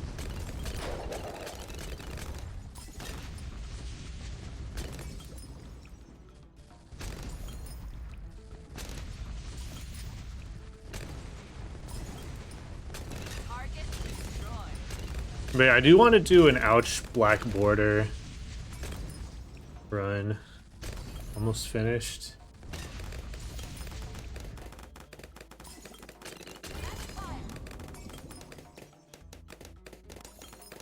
Yeah, there's no such thing as a good speedrun. Everyone hates their own speedruns.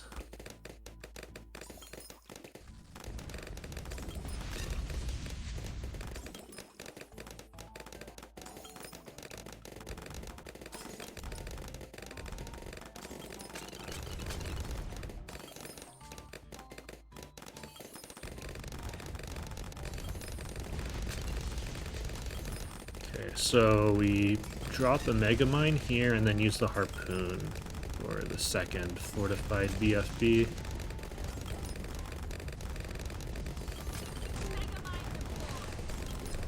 I am not yet done. Excellent work.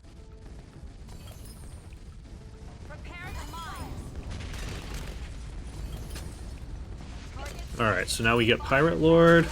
So the Pirate Lord is like, just generally, the Monkey Pirates is very important for this speedrun, because it lets you insta-kill Moabs. So, and that's just very fast. Target destroyed.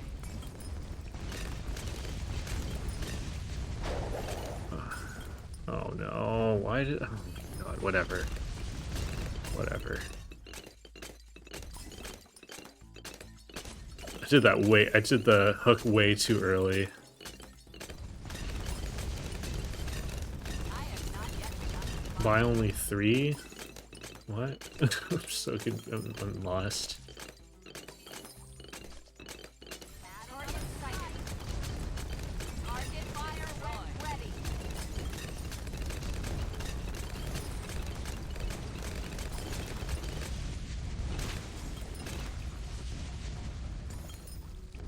Prepare the mine. Yeah, so now we can insta-kill ZOMGs, which is huge. Target destroyed. Megamind deployed. Target destroyed. No, you can do 6 Moabs or 6 Target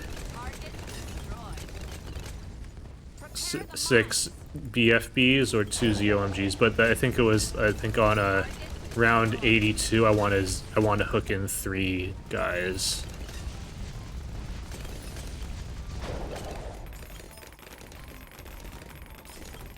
Fire when ready.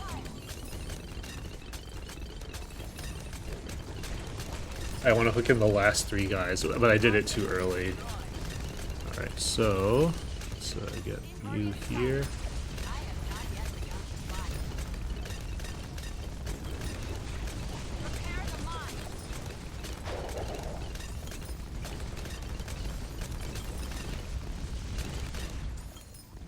Fire when ready.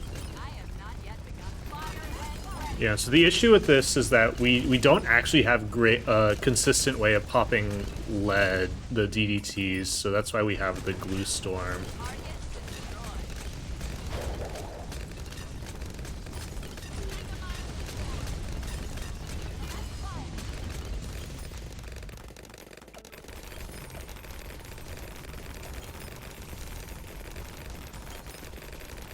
Right here.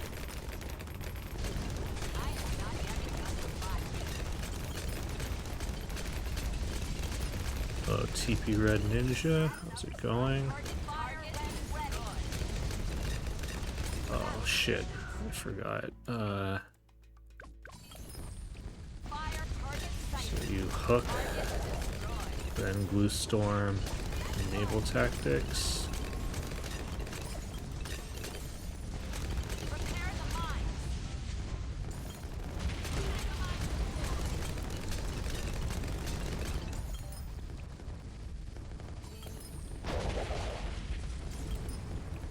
Target destroyed.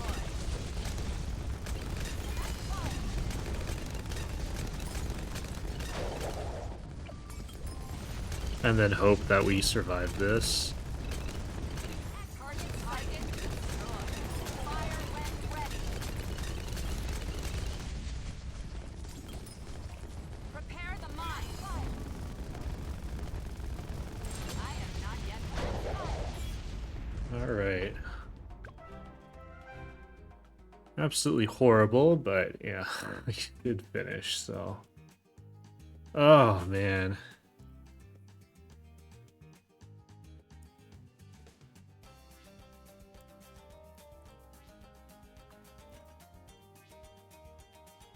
My estimate still is for the longathon is a 410, so it doesn't really matter. But gotta post this in the relevant discords.